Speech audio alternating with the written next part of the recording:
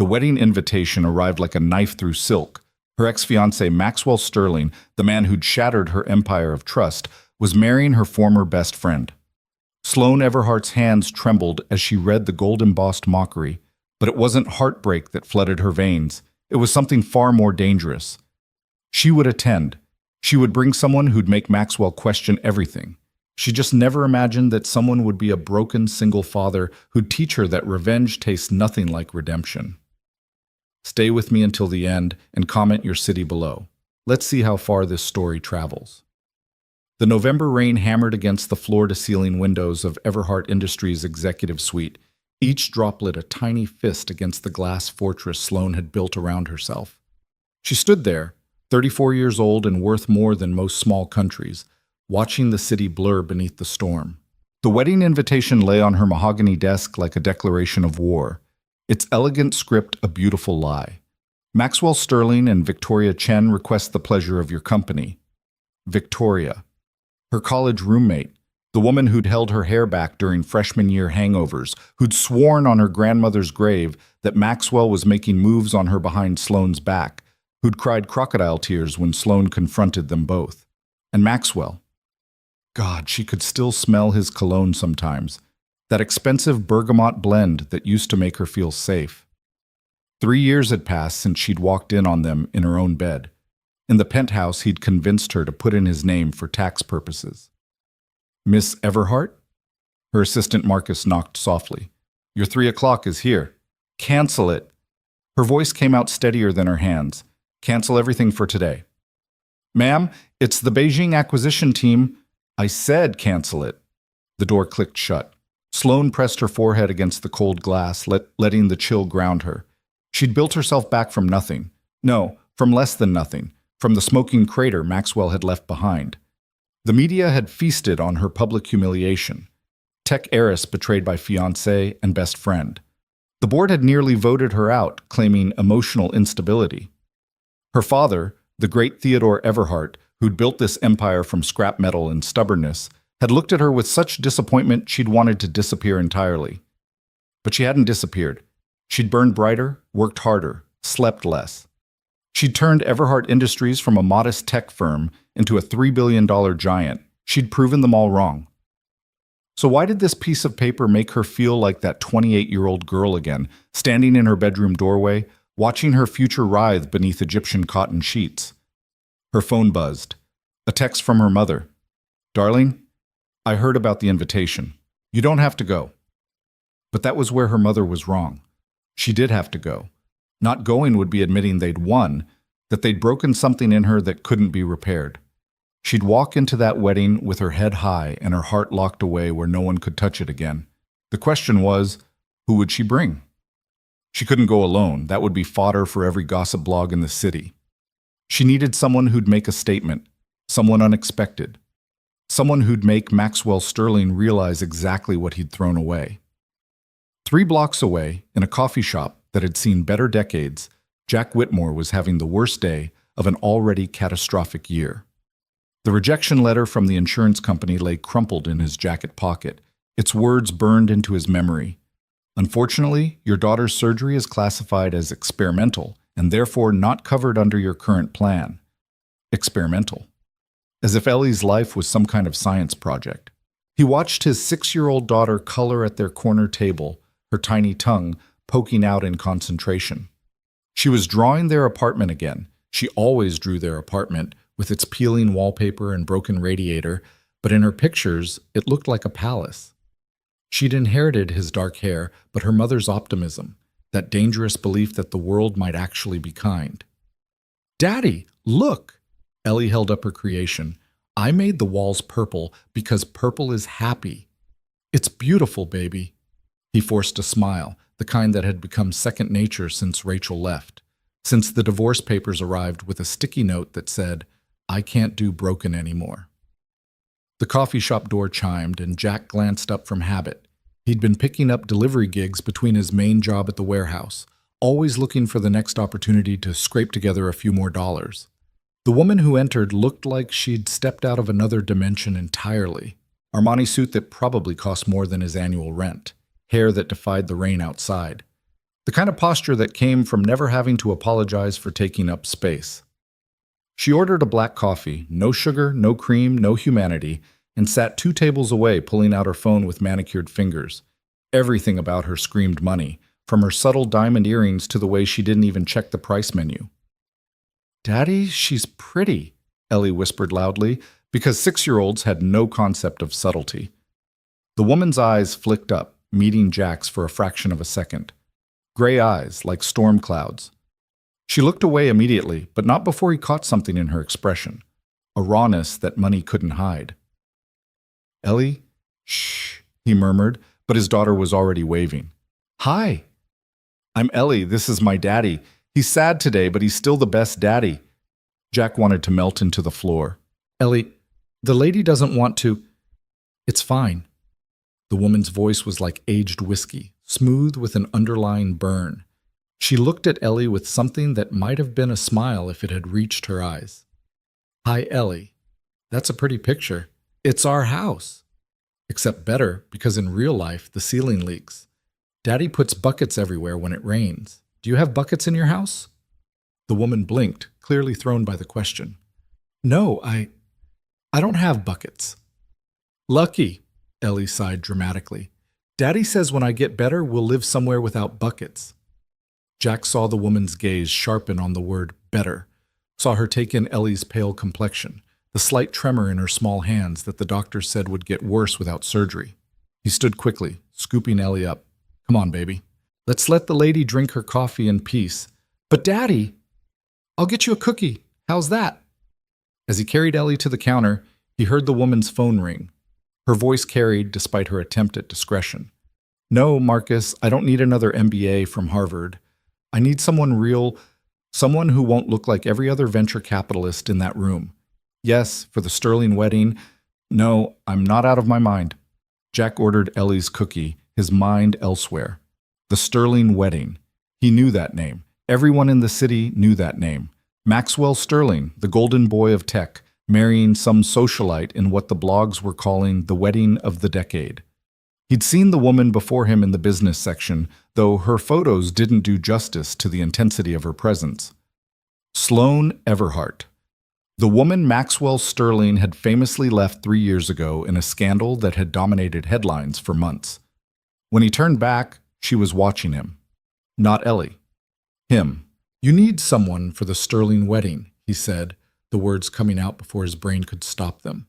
"I need $50,000 for my daughter's surgery. I'll be whoever you need me to be for one night." The coffee shop seemed to hold its breath.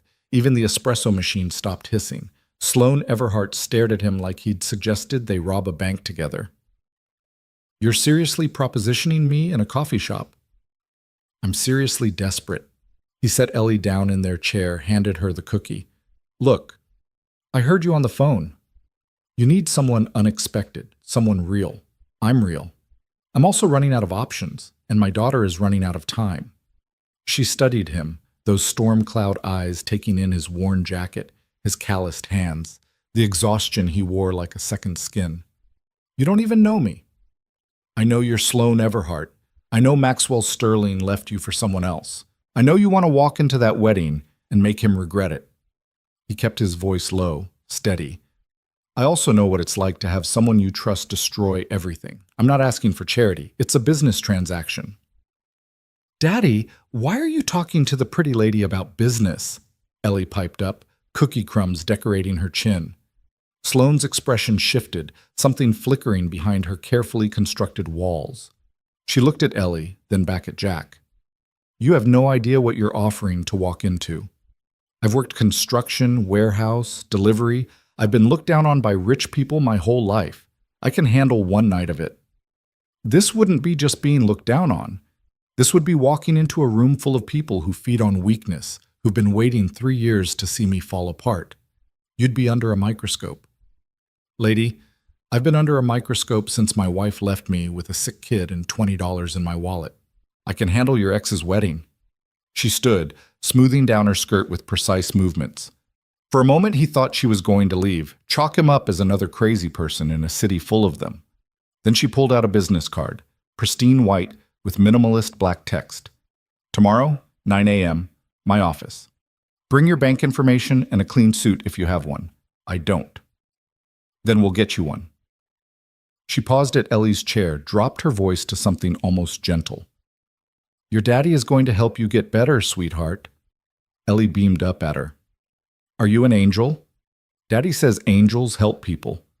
Sloane Everhart laughed, but it sounded like breaking glass. No, definitely not an angel. She left, her heels clicking against the worn linoleum, leaving behind the faint scent of expensive perfume and possibility. Jack stared at the business card, his hands shaking slightly. $50,000.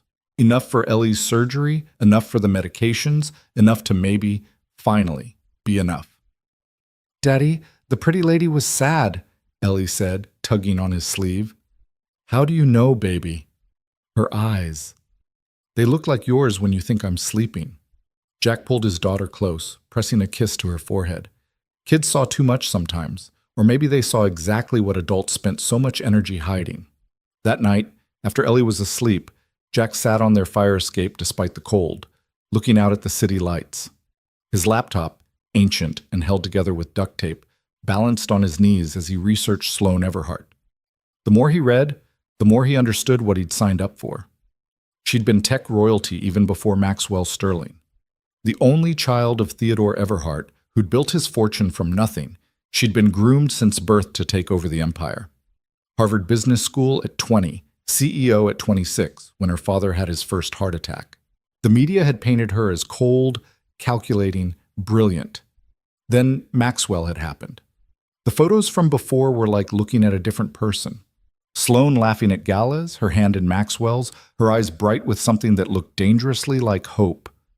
Then came the explosion, the cheating scandal, the public humiliation, the board's vote of no confidence that she'd barely survived. But she had survived. She'd come back harder, sharper, turning Everhart Industries into something her father had never imagined. The Ice Queen, they called her now. The woman who'd frozen her heart to build an empire. Jack understood that. He'd frozen parts of himself too when Rachel left. When you've been broken that completely, sometimes ice is the only thing that holds you together. The next morning came too fast and not fast enough. Jack dropped Ellie at school, her backpack bouncing as she ran to join her friends. The teacher pulled him aside, that look of concerned pity he'd grown to hate. Mr. Whitmore, Ellie had another episode yesterday. Her hands, I know. He cut her off, couldn't bear to hear it detailed again. I'm working on it. I'll have the money for her surgery soon. The teacher's expression said she didn't believe him. He didn't blame her. He barely believed it himself. The Everhart Industries building scraped the sky, all glass and steel ambition. Jack stood outside for a full minute, his reflection in the polished doors showing him exactly how out of place he was. His best jacket, the one he wore to court during the divorce, looked like a costume next to the suited executives flowing in and out. The lobby was a cathedral of marble and modern art, everything designed to make visitors feel small. Jack had worked on buildings like this, had installed the frameworks that held them up, but he'd never walked through the front door as anything other than the help. Can I help you? The security guard's tone suggested help was the last thing on his mind. Jack Whitmore, I have a meeting with Miss Everhart. The guard's eyebrows climbed toward his hairline. He made a call, his skepticism evident in every movement. Take the executive elevator. Top floor. Someone will meet you. The elevator was larger than Ellie's bedroom. Jack watched the numbers climb, each floor representing a level of wealth he'd never touch. When the doors opened, Marcus was waiting, immaculate, skeptical, and clearly annoyed. Mr. Whitmore? This way. The executive floor was impossibly quiet, the kind of silence that money bought. They passed through an outer office where assistants worked with focused intensity, none of them looking up. Marcus knocked on a massive door, waited for a response, then gestured Jack inside. Sloane's office was a statement in minimalism. No personal photos, no sentimental touches, just clean lines and that incredible view of the city. She stood behind her desk, wearing a black dress that probably cost more than his truck, studying him like he was a problem to be solved. You came. Did you think I wouldn't? I thought you might have been drunk yesterday, or desperate enough to say anything. I was desperate. Still am. Doesn't mean I wasn't serious. She moved around the desk, her heels silent on the thick carpet. Tell me about your daughter's condition. He wasn't expecting that. Why? Because if I'm going to pay for her surgery, I want to know what I'm paying for. So he told her about the rare neurological condition that made Ellie's hand shake, that would eventually affect her mobility, her speech, everything if left untreated. About the experimental surgery at Johns Hopkins that had an 87% success rate but wasn't covered by insurance. About the mounting medical bills and the ticking clock. 6 months, he finished. The doctors say if she doesn't have the surgery within 6 months, the damage might be irreversible. Sloane was quiet for a long moment. And her mother? Left. Couldn't handle a sick kid and a husband who'd lost everything trying to pay for treatments. Lost everything? He hesitated. That wasn't a story he told. But if he was going to take this woman's money, pretend to be something he wasn't, she deserved some truth. I had a startup, nothing huge, but it was growing. Software for supply chain management. We were doing well, had a few major contracts lined up. Then a bigger company came in, bought out my partner, destroyed my reputation with a few strategic lawsuits I couldn't afford to fight. I lost everything in 6 months, the company, the house, eventually my marriage. What was the company that destroyed you? Does it matter? They won. She studied him with those storm cloud eyes. Everything matters in business, mister. Whitmore Titan Tech Solutions. Something flickered across her face, there and gone too quickly to read. I see. Well, that's the past. Let's discuss the present. The wedding is in 3 weeks. That gives us time to prepare you. Prepare me. You can't walk into that room looking like you do now. You need a suit, a haircut, a story. You need to be able to hold conversations about wine and art and whatever mindless drivel these people discuss between destroying lives. I thought you wanted someone real. I do. But real doesn't mean unprepared. Maxwell will try to humiliate you, and through you, me. Victoria will be worse. She has a talent for finding weak spots and pressing until things break. And what am I supposed to be to you? Boyfriend? Bodyguard? Arm candy? She laughed, that same broken glass sound from yesterday. You're supposed to be unexpected. Someone who doesn't fit their narrative of who I'd end up with. You're supposed to make them wonder what they don't know about you, about me, about us. There is no us. There will be for one night. Look, Mr. Whitmore. Jack. Jack. I'm not looking for you to fall in love with me or pretend to. I'm looking for you to be yourself, just elevated, confident, unimpressed by their wealth because you have something they don't. Which is authenticity. These people have been performing for so long they've forgotten who they really are. You haven't had that luxury. He thought about that, about the performance of wealth, of happiness, of success. So I just have to be myself but in a better suit? Essentially. Though we'll work on your table manners. My table manners are fine. When was the last time you ate at a restaurant with more than 2 forks? He grinned despite himself. Burger King has sporks. That's technically multiple utensils. She almost smiled. He saw it fighting to break through before she controlled it. This is what I'm paying you for. The Sterling wedding is Saturday, December 2nd, at the Montclair estate. Black tie, 7 courses, approximately 300 guests who would sell their grandmothers for good gossip. Sounds delightful. It will be hell. She moved to her desk, pulled out a tablet. I'm going to transfer $10,000 now, as a good faith deposit. The rest after the wedding. There are conditions. Of course there are. No drinking more than 2 glasses of anything. No talking to the press. There will be press. No mentioning our arrangement to anyone. And no matter what happens, what's said, what you see or hear, you don't leave my side unless I explicitly tell you to. What exactly are you expecting to happen? She looked out at the city, her reflection ghost-like in the glass. Maxwell has a way of orchestrating moments. Public proposals were his specialty. He proposed to me at a charity gala with 500 people watching. He'll want to mark his territory, show everyone he's moved on while I haven't. He'll want to see me break. And you won't give him that satisfaction. I can't afford to. She turned back to him. Can you handle that? Being a prop in someone else's drama? Lady, I've been a prop in my own drama for 3 years. At least yours pays better. This time she did smile, small but real. Marcus will schedule your fitting at Armitage and Sons tomorrow. They'll know what to do. Get a haircut at Joseph's on 5th. Tell them to bill me. And Jack? Yeah? Don't fall for any of it. The glamour, the attention, the feeling of being part of that world. It's a show, and when it's over, you go back to your real life and I go back to mine. Trust me, I know exactly where I belong. He stood, pocketed the tablet she handed him with his banking information. My daughter needs this surgery. That's all that matters to me. Good. Keep it that way. As he reached the door, she called out, Jack? The company that destroyed you, Titan Tech. My father owned them at the time.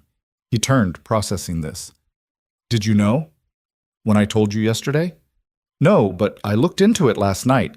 My father has a habit of crushing smaller companies he sees as threats. I had no idea about yours specifically, but I'm sorry. You're sorry? You're paying me $50,000. That's a hell of an apology. It's not an apology, it's a transaction. But the sorry, that's separate. That's real. He studied her, this woman who wore armor made of Armani and indifference. We're quite a pair, aren't we? Both of us broken by different parts of the same machine. We're not a pair, Jack. We're a business arrangement. Right. I'll see you tomorrow.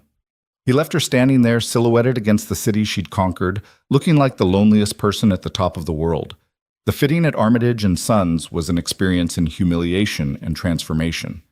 The tailor, Mr. Chen, circled him like a vulture, tutting at his posture, his shoulders, the way he stood like he was ready to fight or run.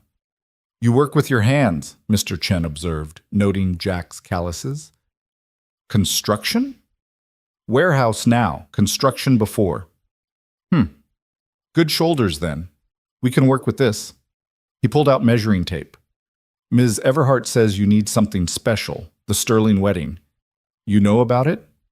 Everyone knows. Ms. Everhart hasn't been out publicly with anyone since, well, this will cause quite a stir. That's the point, I think. Mr. Chen looked at him shrewdly.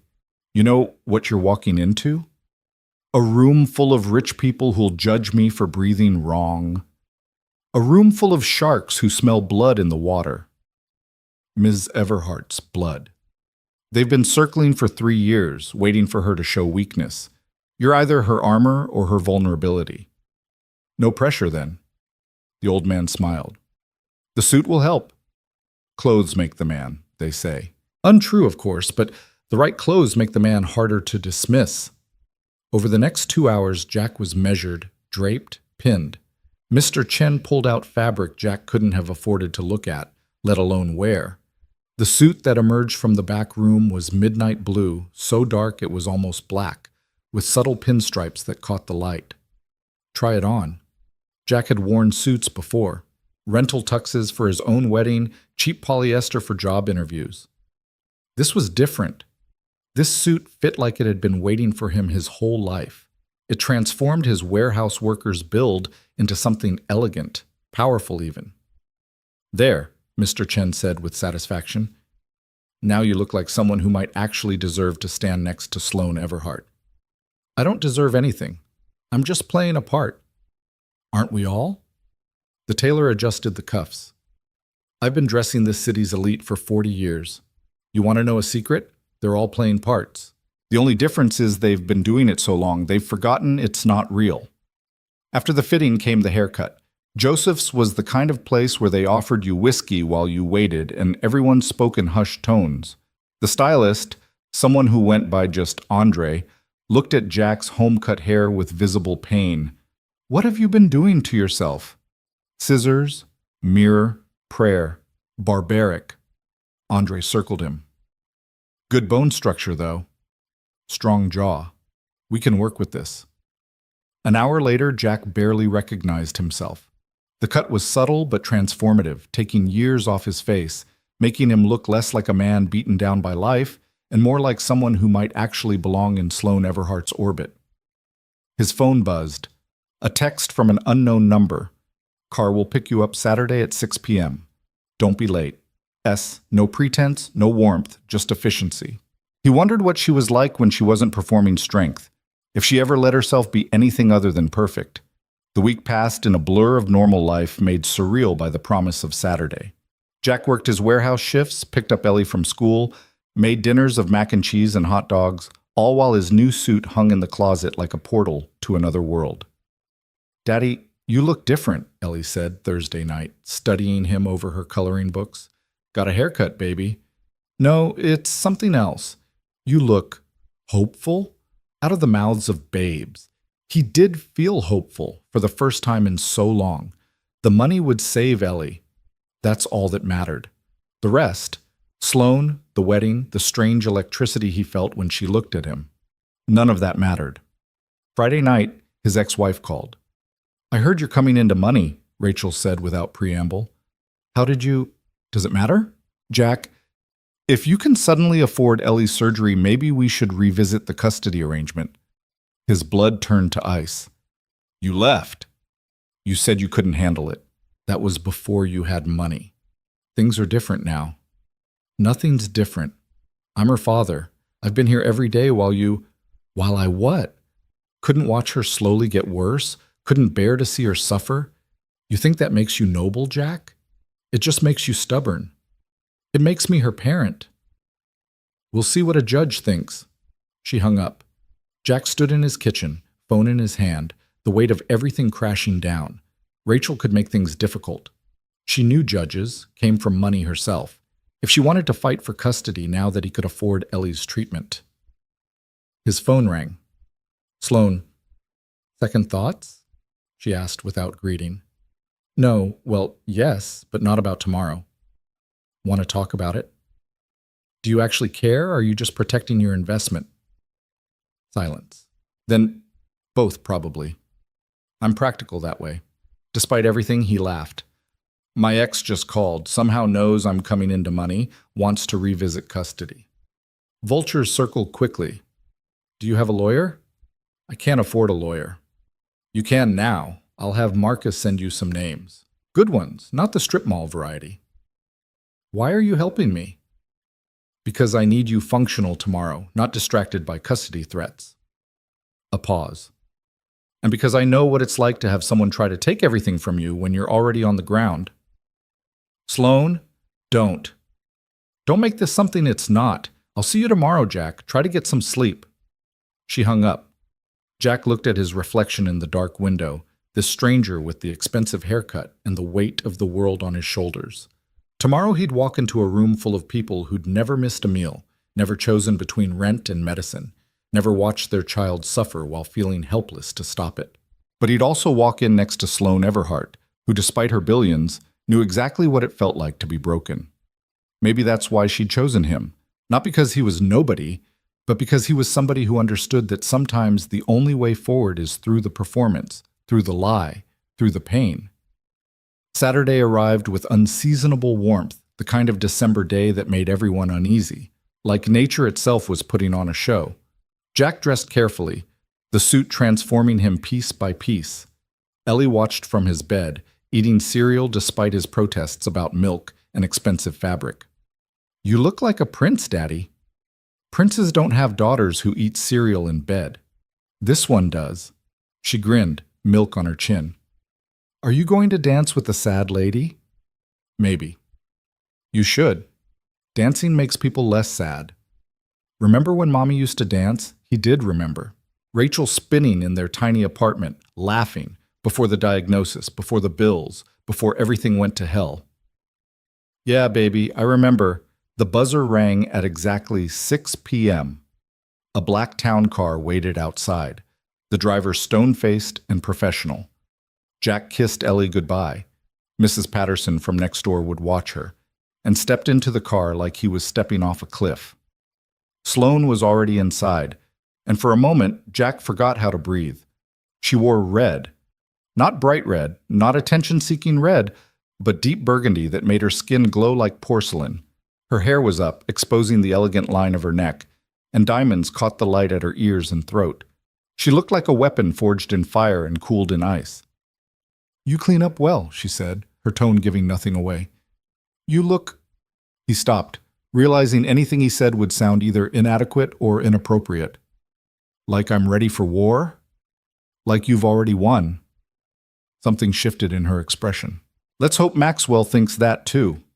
The drive to the Montclair estate took an hour, winding through increasingly manicured landscape until they reached gates that looked like they were guarding heaven or hell, depending on your perspective. The estate itself was a monument to old money trying to look older, all columns and fountains and the kind of gardens that required a staff of dozens. Last chance to run, Sloane said as the car joined a line of others discharging guests. Can't. Already spent some of your money on groceries. Practical. I like that. She smoothed her dress, a gesture that looked like nerves on anyone else but on her seemed more like a warrior checking armor.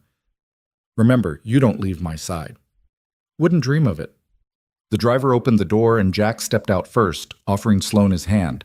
She took it, her fingers cool and steady, and for a moment they stood there, about to enter the arena. Jack! Her voice was soft, meant only for him. Whatever happens in there, whatever they say or do, you're worth more than all of them combined. You're doing this for your daughter.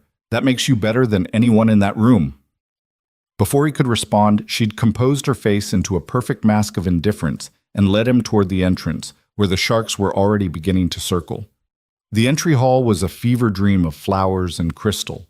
Everything white and gold like a wedding had exploded and reassembled itself in the most expensive way possible. Guests mingled with champagne flutes, their laughter bright and sharp as breaking glass. Heads turned when they entered. Conversations stuttered, died, restarted in whispers. Jack felt the weight of their gaze, evaluating, dismissing, recalculating. But Sloane moved through it like she was made of titanium, her hand light on his arm, her expression serene. Sloane! A woman materialized from the crowd, 60-something, with the kind of facelift that made her look permanently surprised. How brave of you to come. Helen. Sloane's smile could have cut diamonds. How kind of you to notice. Helen's eyes raked over Jack with obvious curiosity. And this is? Jack Whitmore. Sloane's tone made it clear no further explanation would be offered. Whitmore. I don't know any Whitmores. Now you do, Jack said, offering his hand. Helen looked at it like it might be contaminated before briefly shaking it. How interesting. Come, Sloane, you must say hello to the Weatherbys. They've been dying to see you since the Singapore acquisition. Later, perhaps, Jack and I were just going to get champagne. They escaped, moving deeper into the crowd. Jack could feel the whispers following them like smoke. That was Helen Sterling, Sloane murmured. Maxwell's mother. She never liked me. Not enough breeding, too much ambition. Charming woman. She once told me I'd never be more than new money trying to buy class. What did you say? That old money was just new money that had forgotten where it came from. Jack laughed, surprising himself. Bet that went over well. About as well as you'd expect. She's hated me ever since. They reached the bar and Jack ordered whiskey while Sloane took champagne she didn't drink. The ballroom opened before them, a sea of people who'd never worked a real day in their lives, and somewhere in that crowd was Maxwell Sterling, the man who'd broken Sloane Everhart. There, she said quietly, her fingers tightening imperceptibly on his arm. Jack followed her gaze. Maxwell Sterling looked exactly like his photos, golden, confident, the kind of handsome that came from good genes and better dentistry. He stood near the dance floor with his bride-to-be, Victoria Chen, who was beautiful in the way that required team effort and substantial funding. You okay? Jack asked quietly. Fine. But her pulse was visible at her throat, quick as a trapped bird. Want to know what I see when I look at him? What? A guy who's trying too hard. Look at him, checking every mirror, adjusting his tie every 30 seconds, scanning the room like he's afraid of missing something. He's nervous. He's getting married. He's nervous because you're here. Because he knows he fucked up. Because he's marrying second best and everyone knows it. Sloane looked at him, really looked at him for the first time since they'd arrived. You don't know that.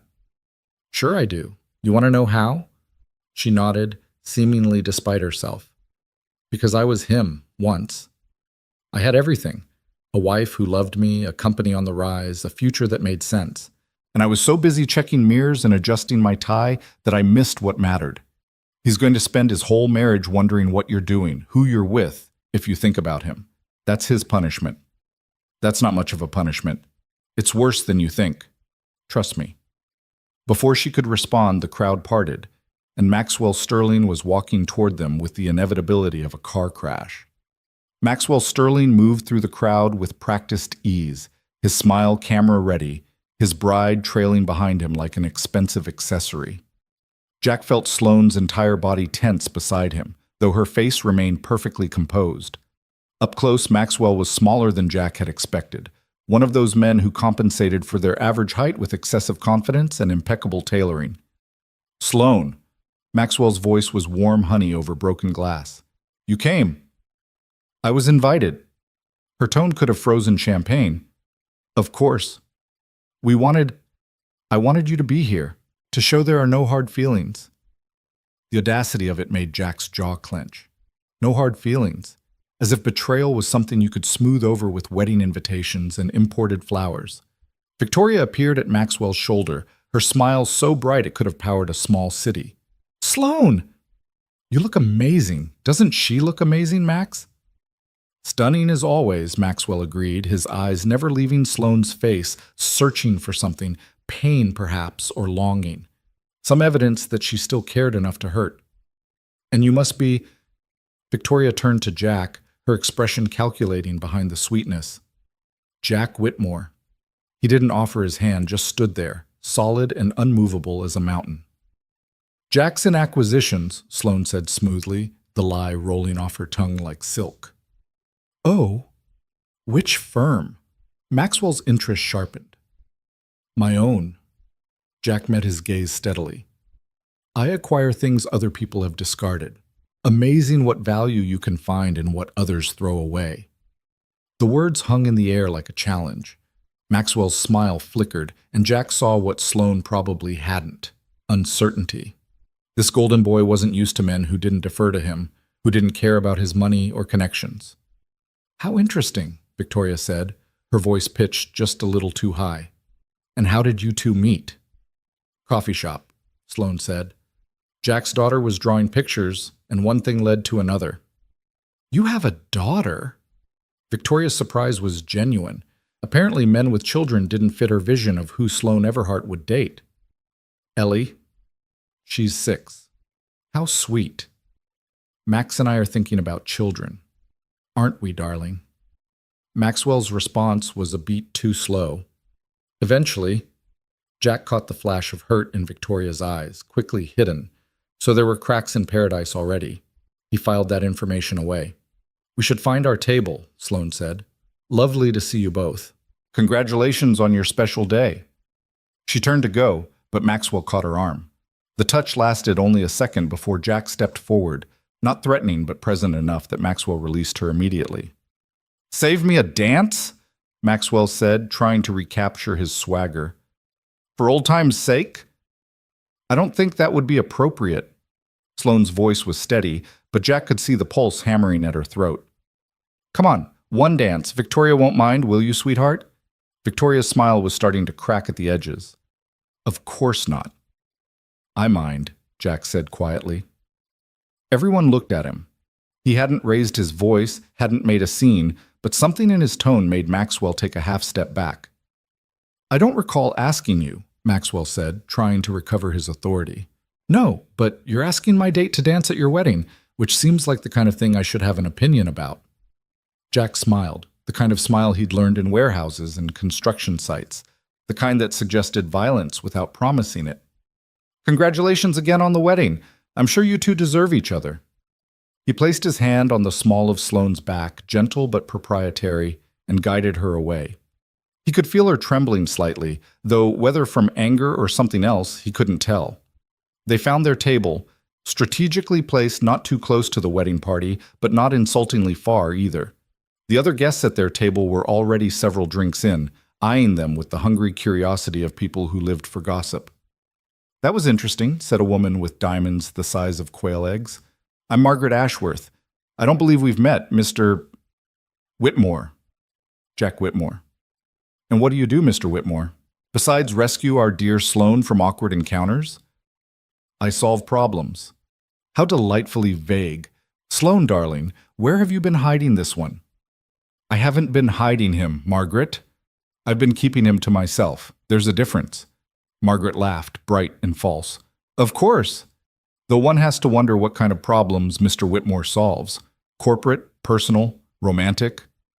The kind that require getting your hands dirty, Jack said, taking a sip of his whiskey.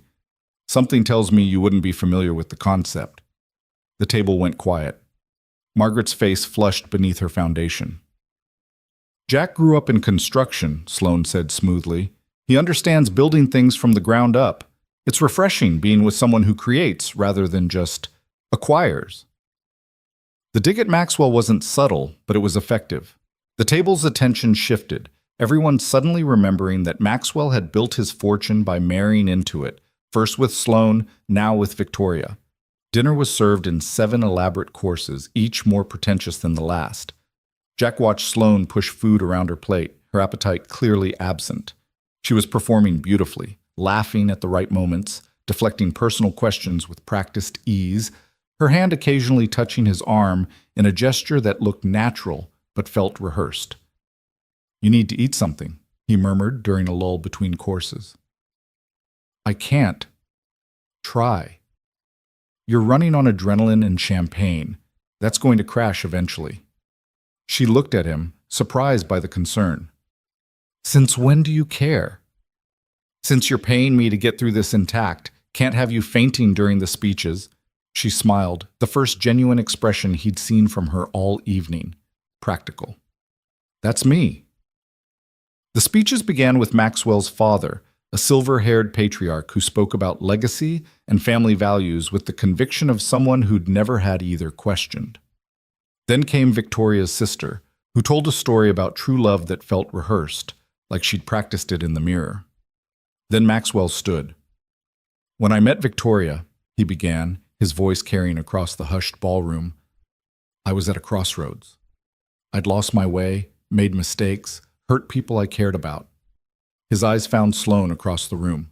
The entire assembly seemed to hold its breath. But Victoria showed me that the past doesn't define us, that we can choose to be better, to love better. She gave me a second chance I probably didn't deserve.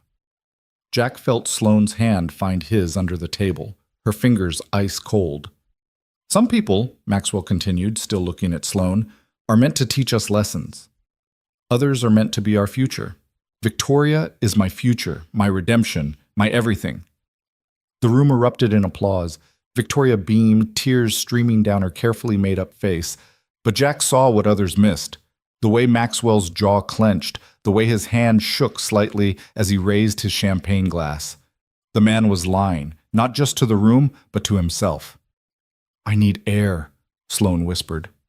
They slipped out onto a terrace overlooking the gardens, where fairy lights turned everything magical and false. Sloane gripped the railing, her knuckles white. He's still in love with you, Jack said.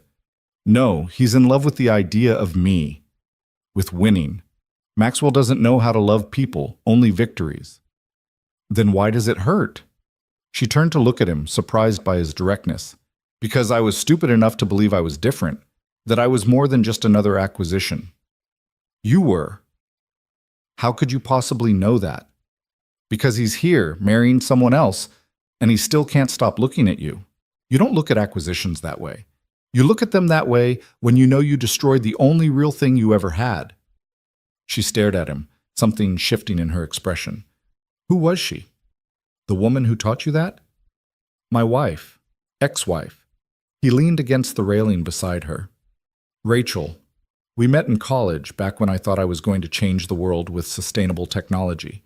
She believed in me when nobody else did. Then life happened. The business, the baby, the bills. When everything fell apart, she said I'd changed, that I wasn't the man she'd married. She was right. But you're still fighting. For your daughter. That's different. Ellie didn't choose any of this. She deserves better than a sick body and a broken father. You're not broken. Neither are you. They stood there, 2 damaged people in expensive clothes, pretending to be whole for an audience that fed on their pain. There you are? Victoria's voice cut through the moment like a scalpel. She stood in the doorway, her wedding dress catching the light, looking like every fairy tale princess Jack had never believed in. "Sloane, could I speak with you? Privately?" Jack started to protest, but Sloane squeezed his arm. "It's fine. I'll be right back." The two women walked to the far end of the terrace. Jack couldn't hear their words, but he could read their body language. Victoria pleading, Sloane rigid, then something shifting. Victoria pulled out her phone, showed Sloane something that made her step back. When Sloane returned, her face was pale. What did she want? To gloat. To show me pictures of their honeymoon suite, their future house, the nursery they're already planning. Her voice was hollow. She wanted me to know that she won. Did she? Did she what? Win? Sloane looked back at the ballroom, where the party continued in their absence, all light and laughter and lies. I used to think whoever ended up with Maxwell won. Now I think whoever ends up with him loses, they just don't know it yet. The band had started playing, classic wedding songs that made Jack think of his own reception, back when he'd believed in forever. Couples were moving onto the dance floor, that particular kind of drunk that made everyone look graceful. "Dance with me," he said suddenly. "What?" "Dance with me. Right here. No audience, no performance, just dance." "That's not what you're being paid for." "I'm not asking as the guy you're paying. I'm asking as someone who knows what it's like to stand on the outside looking in at a life that used to be yours." She hesitated, then stepped into his arms. They moved slowly, badly, nothing like the practiced couples inside. Her head came just to his shoulder, and he could smell her perfume, something expensive and sad. "I don't know how to do this anymore," she whispered. "Dance? Be human. Feel things. Every time I try, I remember what it cost me last time. So don't try. Just be." "You make it sound simple." "It is simple. It's just not easy." She pulled back to look at him. "Why are you being kind to me?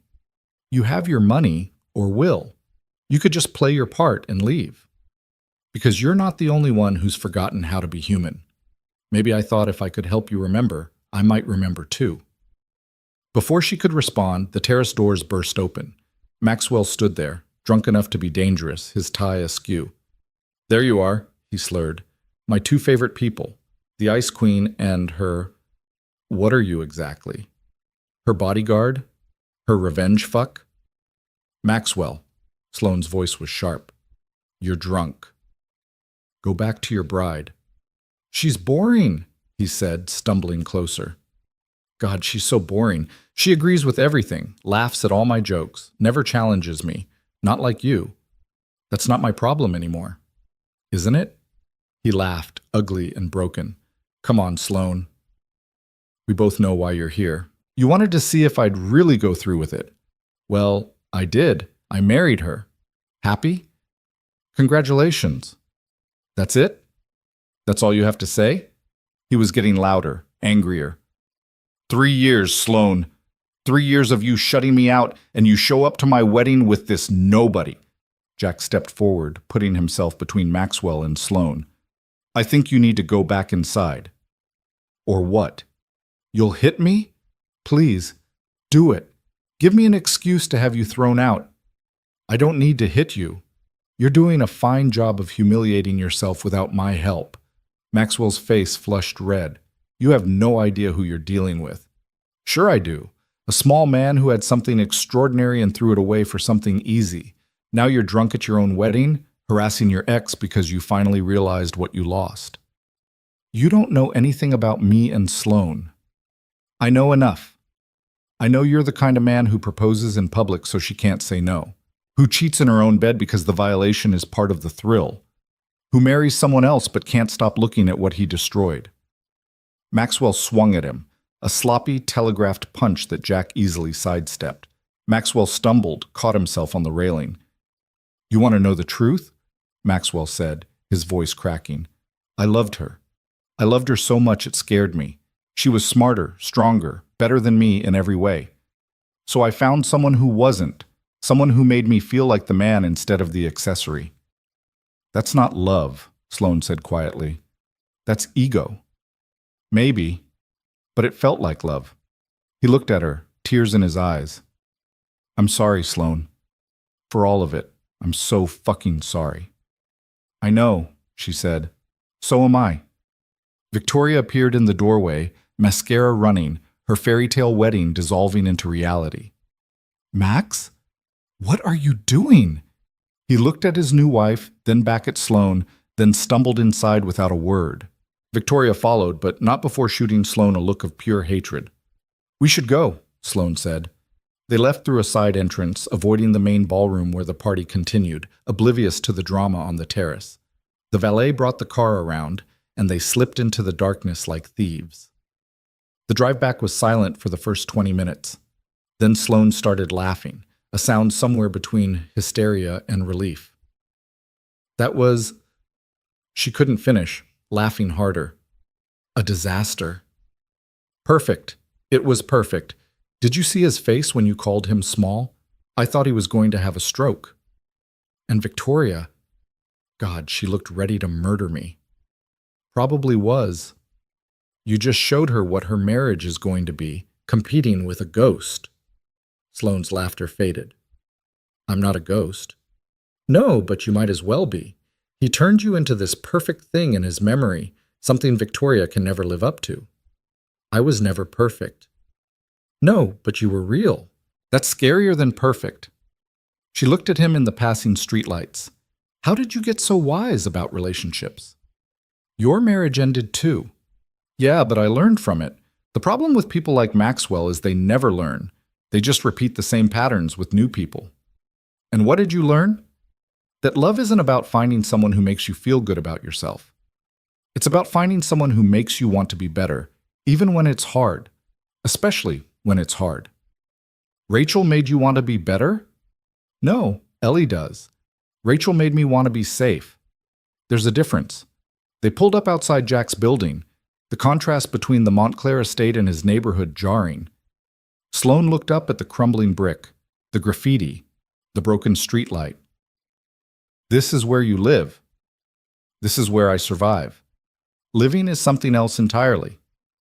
Jack, the money will clear Monday? First thing. Good. He started to get out, then stopped. You did good tonight. You faced him down, didn't break. That took courage. I had help. You would have been fine without me. You just needed someone to remind you that you're not the one who should be ashamed. She reached over, touched his hand. Thank you. For more than just tonight. For seeing me as something other than the Ice Queen or the victim. You're welcome. He got out of the car, watched it disappear into the night. Mrs. Patterson was asleep on his couch, the TV playing infomercials. He paid her, sent her home, then checked on Ellie. She was sprawled across her bed, one arm hanging off the edge, her breathing slightly labored but steady. Monday, he thought. Monday the money would clear, and Tuesday he'd schedule the surgery. Wednesday, Ellie would start getting better. That's all that mattered. But as he sat on his fire escape, still in his expensive suit, he couldn't stop thinking about Sloane's laugh, the weight of her hand in his, the way she'd looked at him like he was something more than just hired help. His phone buzzed, a text from Sloane. Thank you for being exactly what I needed. He didn't respond. Couldn't. Because what she'd needed was someone disposable, someone who could play a part and disappear. And that's exactly what he'd been. The money would clear Monday, and they'd never see each other again. That was the deal. That was always the deal. But deals, Jack was learning, were easier to make than to keep. Sunday arrived gray and quiet, the kind of day that made the whole city feel hungover. Jack woke to find Ellie already up, sitting at their small table, drawing. What you working on, baby? The pretty lady in the red dress. Jack looked at the drawing. It was clearly meant to be Sloane, though Ellie had given her wings. Why wings? Because she was sad but trying to fly anyway, like birds with broken wings. They still try. Sometimes his daughter saw too much. The day passed in normal Sunday routine. Laundry at the laundromat, grocery shopping with careful calculation of every penny, Ellie's medications that barely helped anymore.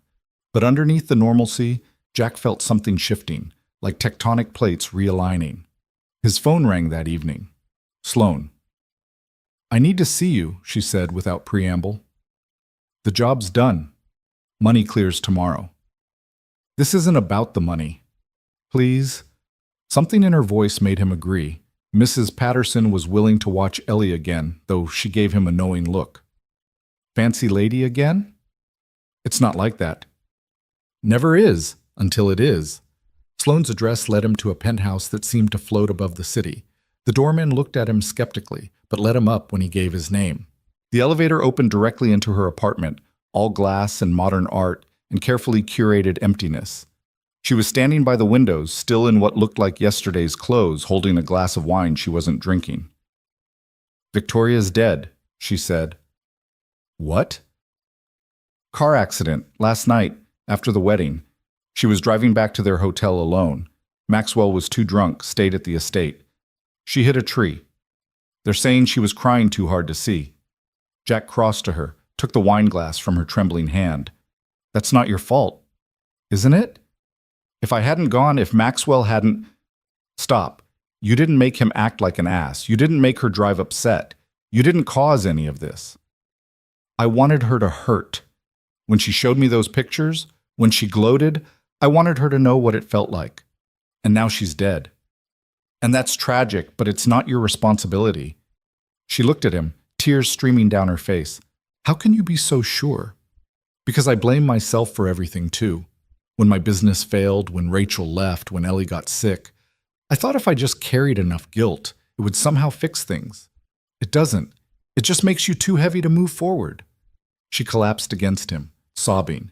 He held her, this woman who'd hired him to be a prop, who'd paid him to pretend, now clinging to him like he was the only solid thing in a tilting world. "Everyone will blame me," she whispered against his chest. "They'll say I killed her. Let them. You know the truth. The truth is I hated her. The truth is she betrayed you, and you had every right to hate her. That doesn't mean you wanted her dead."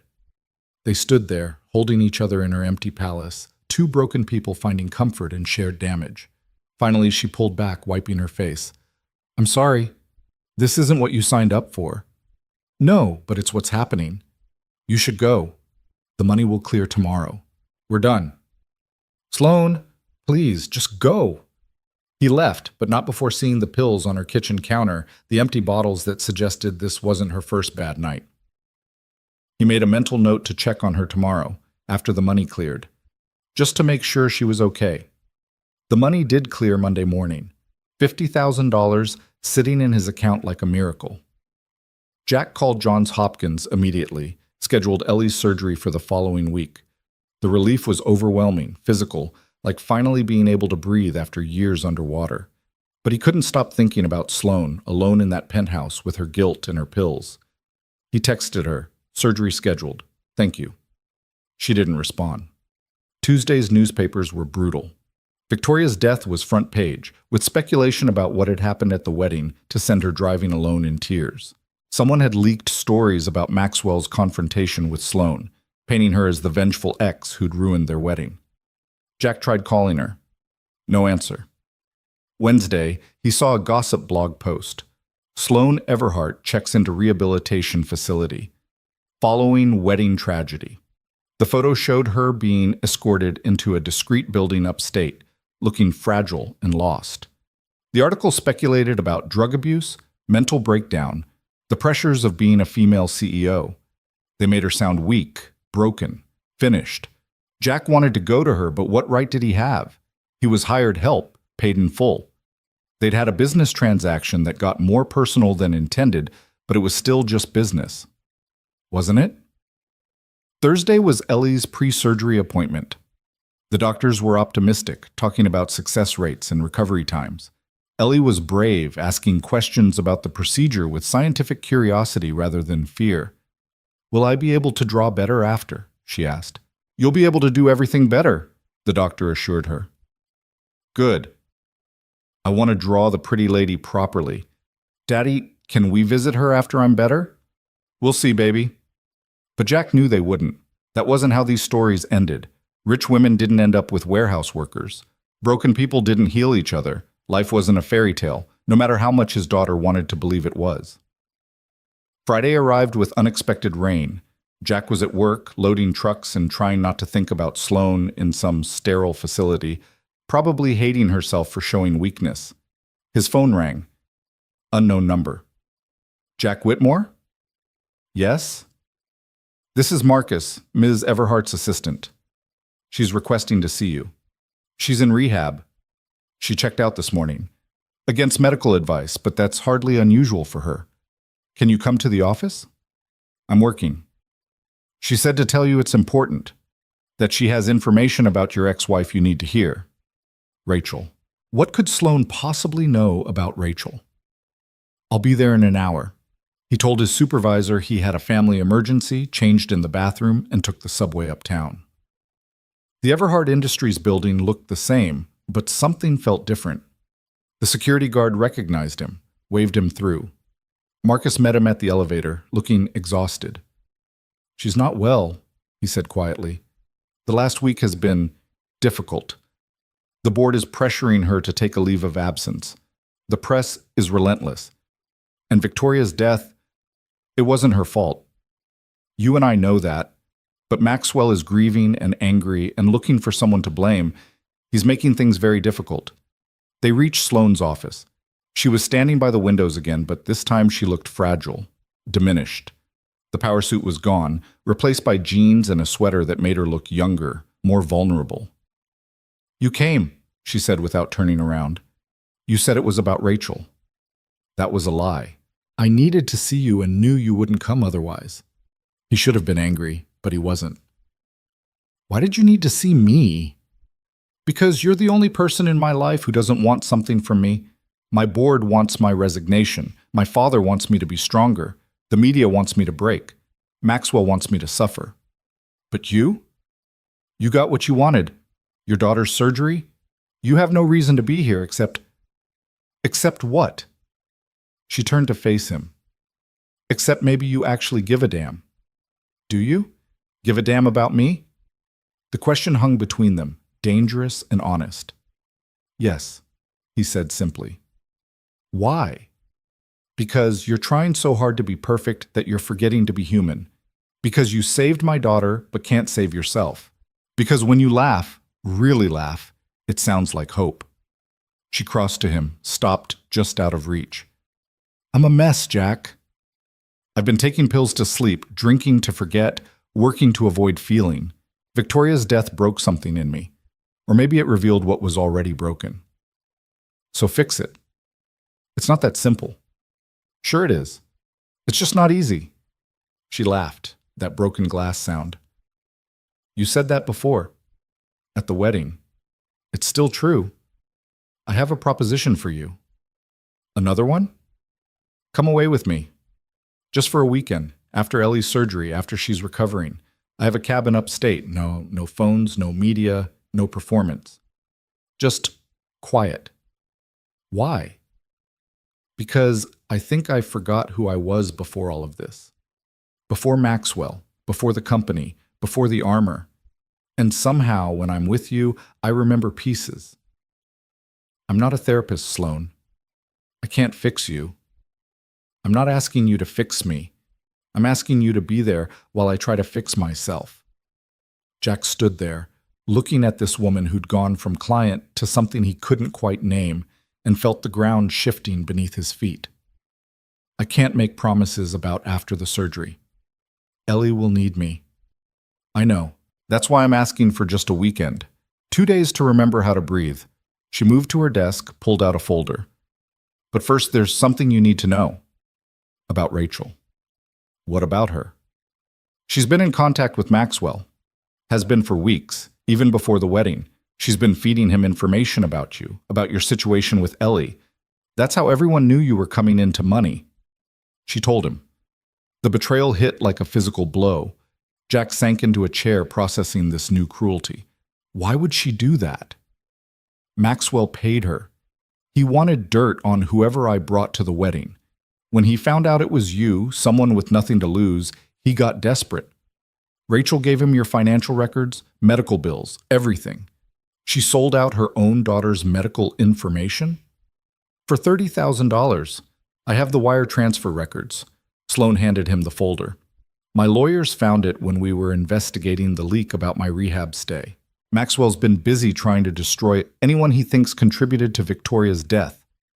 Jack stared at the evidence, his ex-wife's signature on documents authorizing the release of their daughter's medical records to a third party.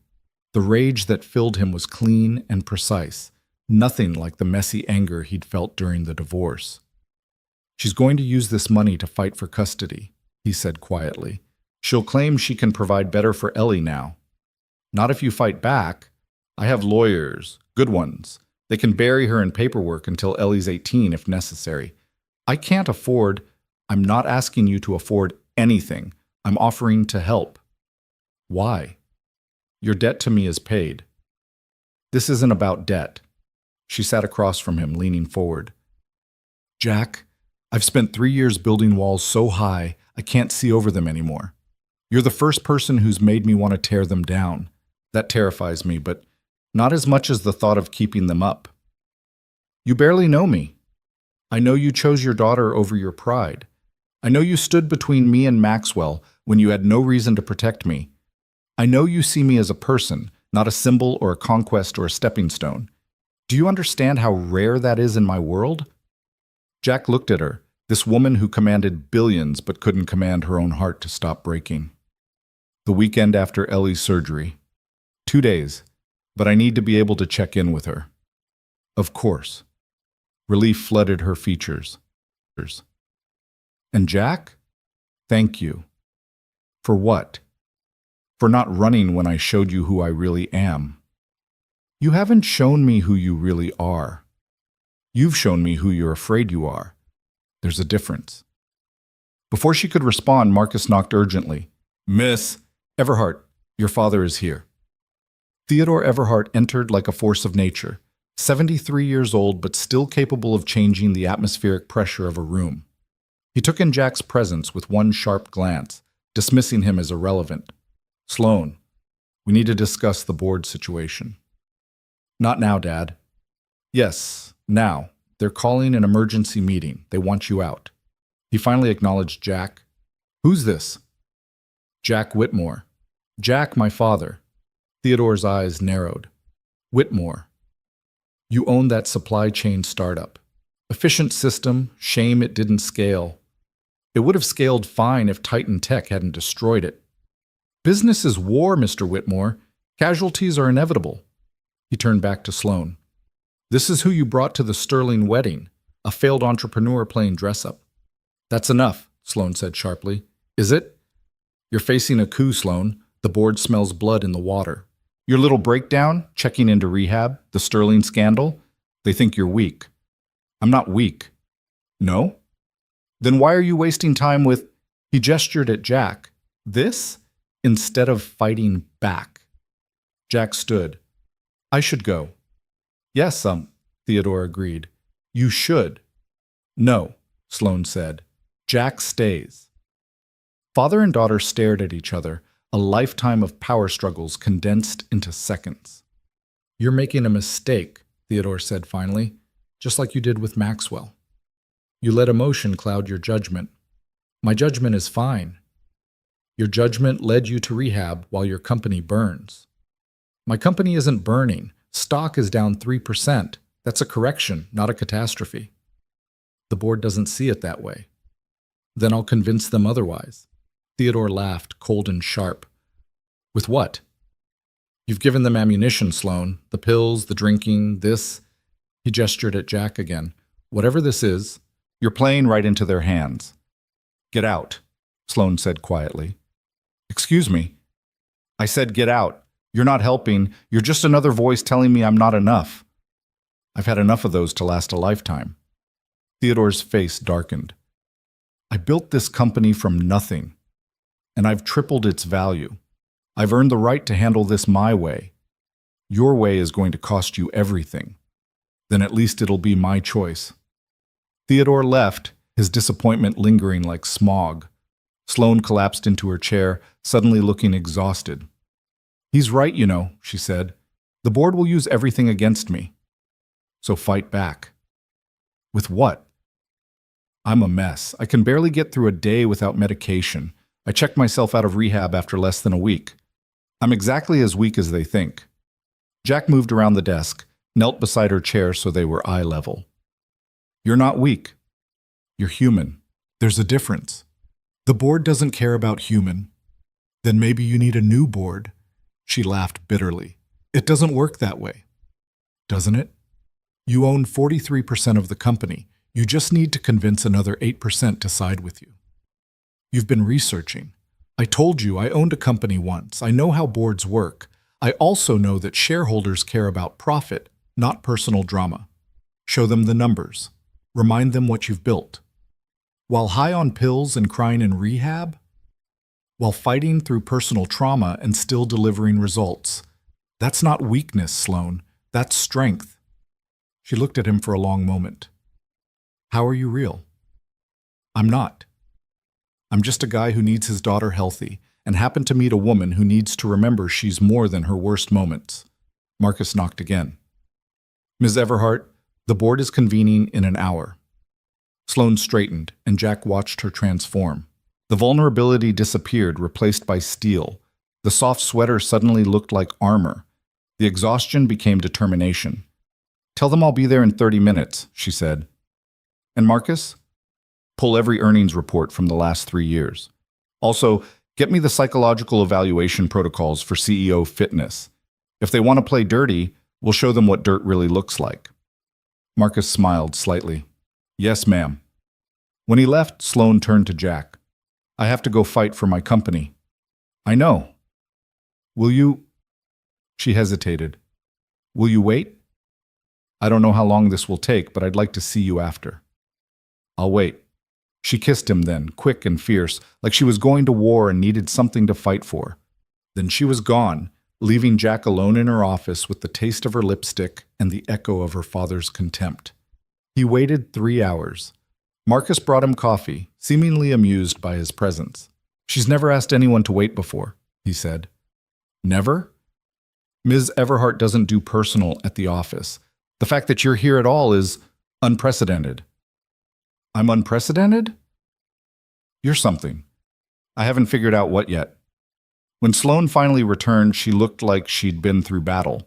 Her hair was slightly mussed, her makeup smudged, but her eyes were bright with victory. I won, she said simply. How? I reminded them that in 3 years I've made them more money than my father did in 20. Then I pointed out that half of them have been through rehab themselves, and the other half should be. Glass houses and stones, you know. That's it?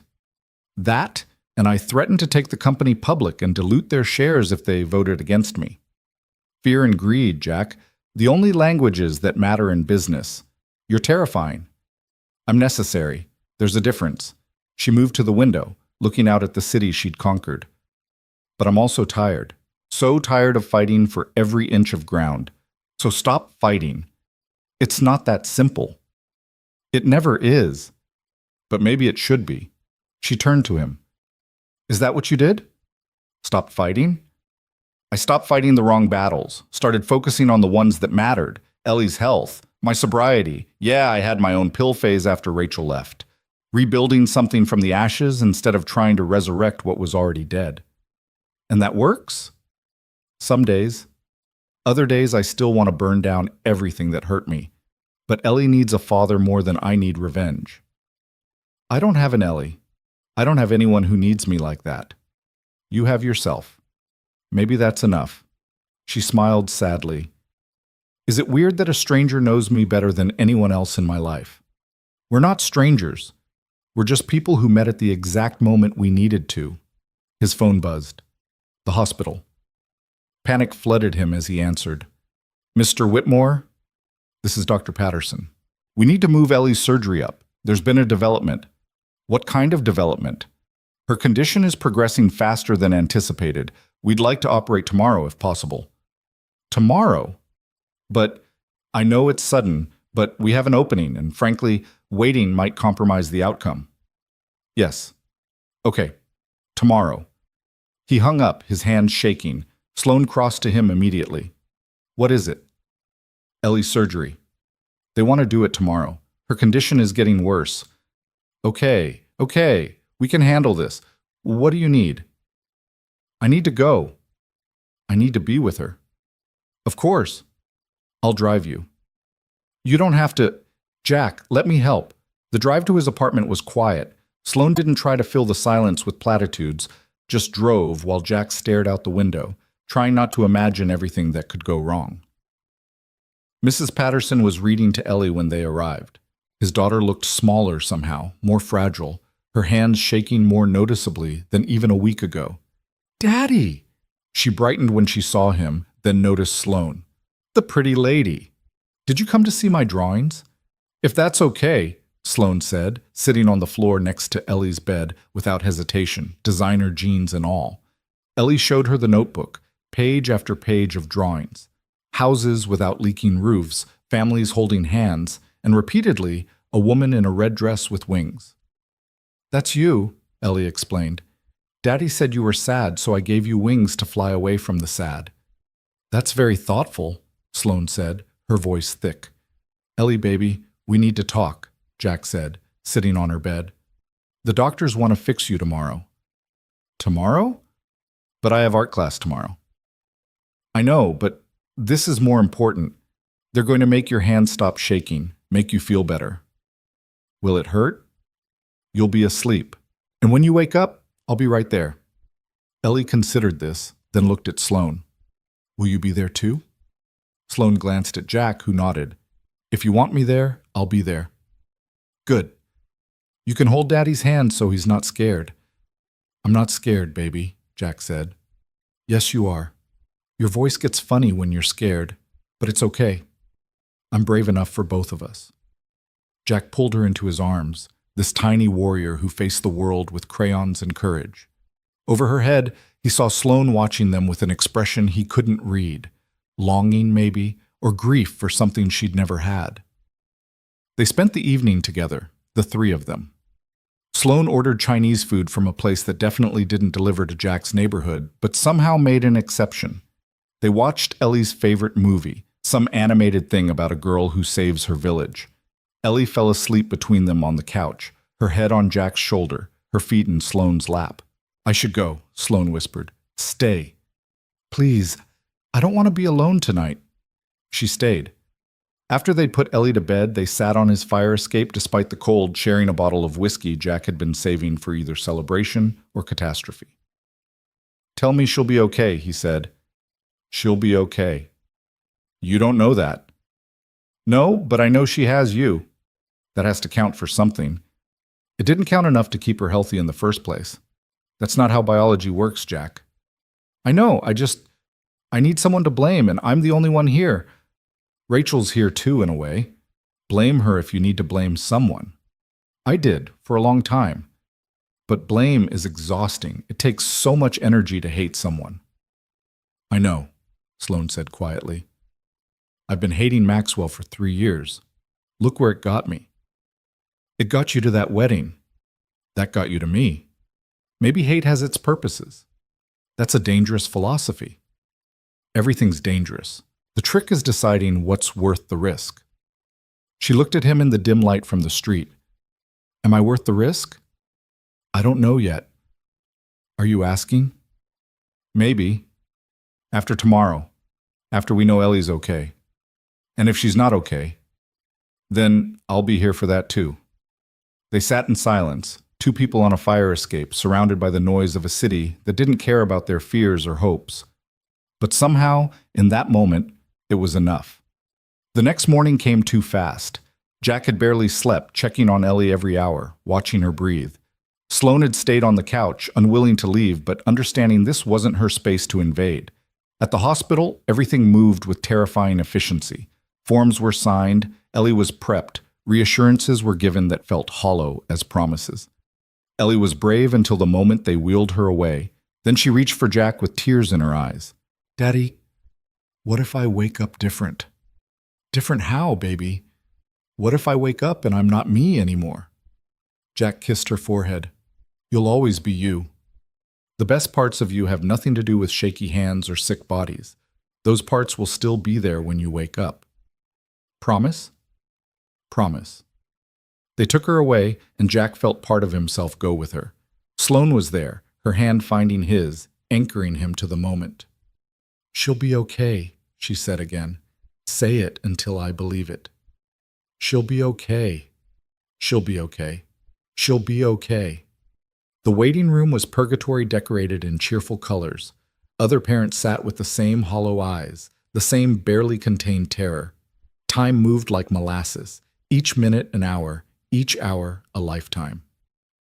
3 hours in, Sloane's phone rang. She looked at it, declined the call. "You can take it," Jack said. "It's the board. They can wait." "Sloane, Jack, there is nothing more important than being here right now. The board, the company, all of it is just noise. This, Ellie, this is what matters. You barely know us." "I know enough. I know that you make me want to be better. I know that Ellie sees the world like it should be instead of how it is. I know that sitting here, terrified for a little girl I've met 3 times, feels more real than anything I've done in 3 years." Before Jack could respond, Dr. Patterson appeared. Jack stood so fast he got dizzy. "The surgery went perfectly," the doctor said immediately. "Better than we could have hoped. The tremors should stop completely within a few weeks. She'll need physical therapy, but we expect a full recovery." Jack's knees gave out. Sloane caught him, held him as he sobbed. Relief, exhaustion, 3 years of fear pouring out in a hospital waiting room. "Can I see her?" "She's in recovery. Still sleeping, but you can sit with her." Ellie looked so small in the hospital bed, but her hands were still. For the first time in 2 years, they weren't shaking. Jack held one gently, marveling at the stillness. "Thank you," he whispered to whoever might be listening. "Thank you." Sloane stood in the doorway watching. "She's going to be okay." "Yeah, she is." He looked up at her. "That cabin you mentioned, when she's recovered, when she's back to being Ellie, I want to go, not because you're paying me or because I owe you, but because I want to know who you are when you're not performing. And I want to figure out who I am when I'm not just surviving. That might be dangerous. Everything worth doing is." Ellie stirred, her eyes fluttering open. "Daddy? I'm here, baby." "Did they fix me?" "Yeah, they did." "Good." She noticed Sloane. "You stayed." "I promised I would." "Daddy, is she our family now?" Jack and Sloane looked at each other, the question hanging between them like a bridge they weren't sure they were ready to cross. "We're figuring it out, baby," Jack said finally. "Good. Families should be figured out, not just happen to." Ellie's wisdom, even drugged and post-surgery, was devastating. "Can I have juice?" The normal request broke the spell. Jack went to find juice, leaving Sloane sitting beside Ellie's bed, holding her still hand and looking like she'd found something she didn't know she'd been searching for. The next days blurred together. Ellie recovered with remarkable resilience, her hand steadier each day, her spirits impossible to dampen. She drew constantly, pictures of her surgery where the doctors were superheroes, pictures of the 3 of them that she insisted weren't family portraits, but looked exactly like family portraits. Sloane came every day, bringing art supplies, books, games. She dealt with board calls from the hospital corridor, ran her empire from a tablet while sitting in a tiny room that smelled like antiseptic and hope. She was there when Ellie took her first steps without stumbling, when she drew her first straight line in 2 years, when she cried from frustration during physical therapy. "You don't have to be here," Jack told her on day 3. "I know. That's why I want to be." Rachel showed up on day 4. She walked in like she had rights, like 3 years of absence could be erased by biology. "I heard the surgery went well." It did. Jack positioned himself between Rachel and Ellie's bed. "I want to see her." "Now you want to see her?" After selling her medical information to Maxwell Sterling, Rachel had the decency to look ashamed. "That's not... I needed the money." "For what? Another yoga retreat? Another finding yourself journey?" "For lawyers. To fight for custody." "You can't be serious." "She's my daughter too, Jack. And now that she's healthy, now that you can afford proper care, now that I can afford it? Where were you when I was selling everything to pay for treatments? Where were you when she cried at night from the pain? I couldn't watch her deteriorate." "So you left. And now that the hard part's over, you want back in?" "Mommy." Ellie's voice was small, confused. Rachel pushed past Jack. Hi, baby, Mommy's here. Why? The simple question destroyed Rachel's composure. Because I missed you. You left. Daddy said you had to find yourself. Did you find yourself? Yes. Good. Now you can leave again. The rejection from her 6-year-old daughter was brutal. Rachel's face crumpled. Ellie, I'm your mother. No. You're the lady who left. Sloane is here every day. She brings me books and holds Daddy's hand when he's scared. That's what mothers do. Who the hell is Sloane? Rachel turned on Jack, then saw Sloane standing in the doorway with coffee. Her? You're letting some random woman around our daughter? She's not random, Ellie said firmly. She's ours. The possessiveness in her daughter's voice made Jack's heart clench, but Rachel's expression turned calculating. Is she why you suddenly have money? Are you sleeping with her for cash? Get out, Jack said quietly. I have a right to know who's around my daughter. You have no rights. You abandoned her. You sold her private information. You're nothing to her but DNA and disappointment. We'll see what a judge says about that. Rachel looked at Sloane. Hope you know what you're getting into. He'll drag you down eventually. He dragged me down. The only thing being dragged here, Sloane said coolly, is you. Out of this room. Now. Rachel stood her ground for a moment, looking between Jack, Sloane, and her daughter. This isn't over. I'll get a court order if I have to. Try it, Sloane said, stepping fully into the room. I have a team of lawyers who would love nothing more than to destroy someone who sold a sick child's medical information for profit. They're quite bored with corporate law. Rachel's face went pale. She looked at Jack one more time, something like regret flickering in her eyes, then left without another word. The silence she left behind was heavy with unspoken truths. Daddy, Ellie said quietly, I don't want to go with her. You won't, baby. I promise. How can you promise? Jack looked at Sloane, who nodded slightly. Because sometimes the good guys have better lawyers. Ellie seemed to accept this, then turned to Sloane. Are you really ours? Sloane sat on the edge of the bed, careful of the IV lines. I'd like to be, if that's okay with you and your dad. It's okay with me. Daddy? Jack met Sloane's eyes over his daughter's head. 3 weeks ago, she'd been a stranger in a coffee shop. Now she was here, ready to fight his ex-wife, sitting in a hospital room like it was exactly where she belonged. Yeah, baby, it's okay with me too. 2 weeks later, Ellie was home and recovering remarkably. Her hands were steady, her gait improving daily with physical therapy. The improvement was so dramatic that even the doctors seemed surprised. Jack had returned to work, but now with hope instead of desperation driving him. The custody threat from Rachel had gone quiet after Sloane's lawyers sent what Marcus had called a very educational letter about consequences. It was a Thursday evening when Sloane appeared at his door with takeout from 3 different restaurants. I didn't know what you'd want, she explained, holding bags that probably contained enough food for a week. You could have texted. I could have. She hesitated. That weekend away. The cabin. Are you still interested? Ellie's still recovering. I know. I meant all of us. The cabin is huge. There's plenty of room. Unless that's weird. Everything about us is weird, Jack pointed out. We met because you paid me to be your date. We're whatever we are because my kid decided you were family. Normal wasn't ever really an option. So that's a yes? Ellie, Jack called. How do you feel about going to a cabin this weekend? Ellie appeared in the doorway, marker stains on her face from her latest art project. Does it have a fireplace? Yes, Sloane answered. Can I make s'mores? Absolutely. Then yes. Can I bring my art supplies? Bring everything, Sloane said. There's a whole room you can turn into a studio if you want. Ellie squealed and ran to start packing immediately, leaving the adults alone with enough Chinese food to feed an army. You sure about this? Jack asked. Taking on someone else's kid for a weekend is different than hospital visits. I'm sure about very little these days, Sloane admitted, but I'm sure I want to try. Is that enough? It's a start.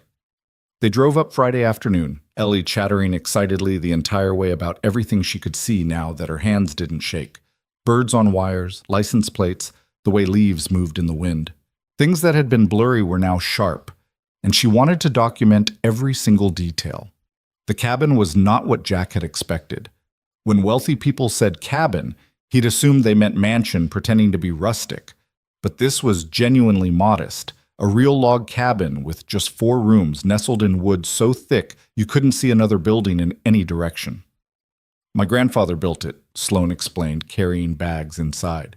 Before the money, before everything. He used to come here to remember who he was before success complicated everything. And your father?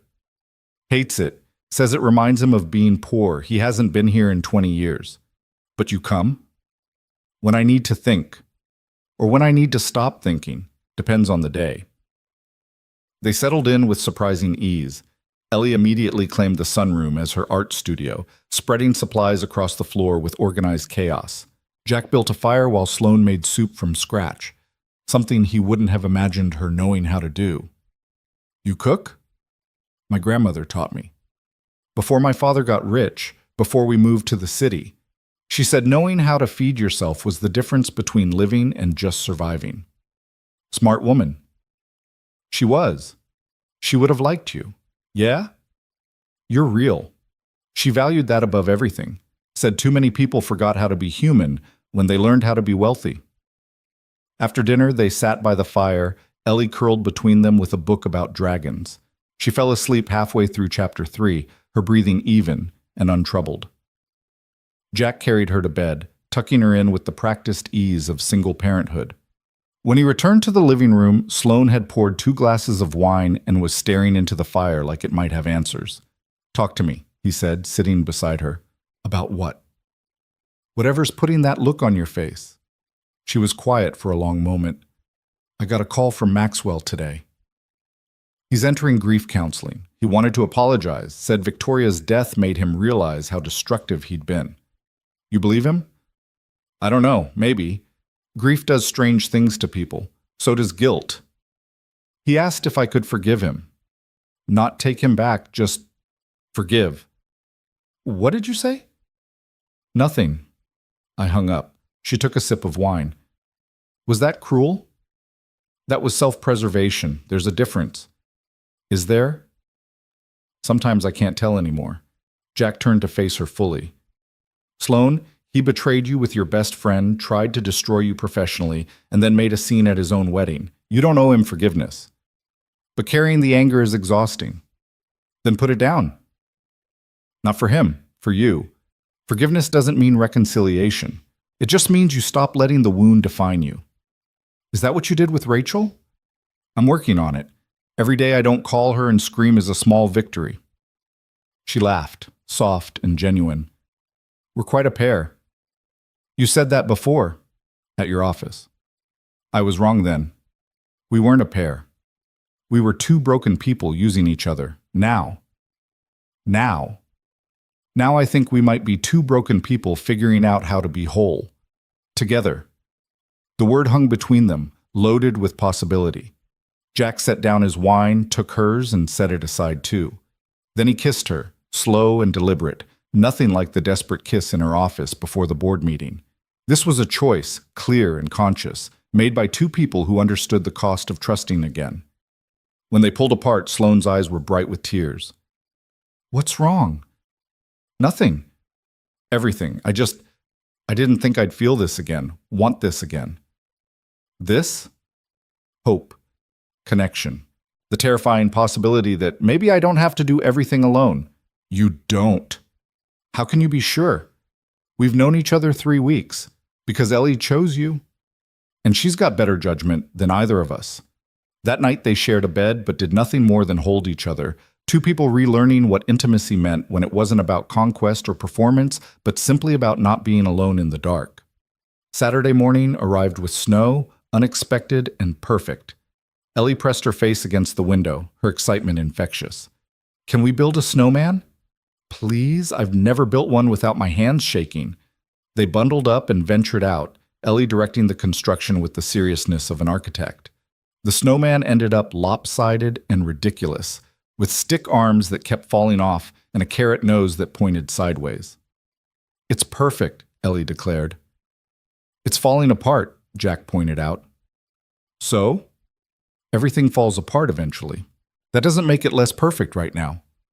Sloane looked at Jack. When did your 6-year-old become a philosopher? Sometime between the surgery and breakfast. I blame the anesthesia. They were laughing when Sloane's phone rang. She looked at it, frowned. I need to take this. It's my father. She walked away toward the tree line, but Jack could still hear her voice carrying on the cold air. No, Dad. I'm not in the city. That's not your business. What do you mean an emergency board meeting? They can't do that without 48 hours' notice. She came back, her face pale. I have to go. The board is trying to push through a vote while I'm gone. If I'm not there, go, Jack said immediately. But the weekend, we'll be here when you get back. Go fight for your company. Come with me, both of you. Sloane, please, I know it's not the weekend we planned, but I don't want to do this alone anymore. And maybe it's time the board sees who I'm fighting for, not just what.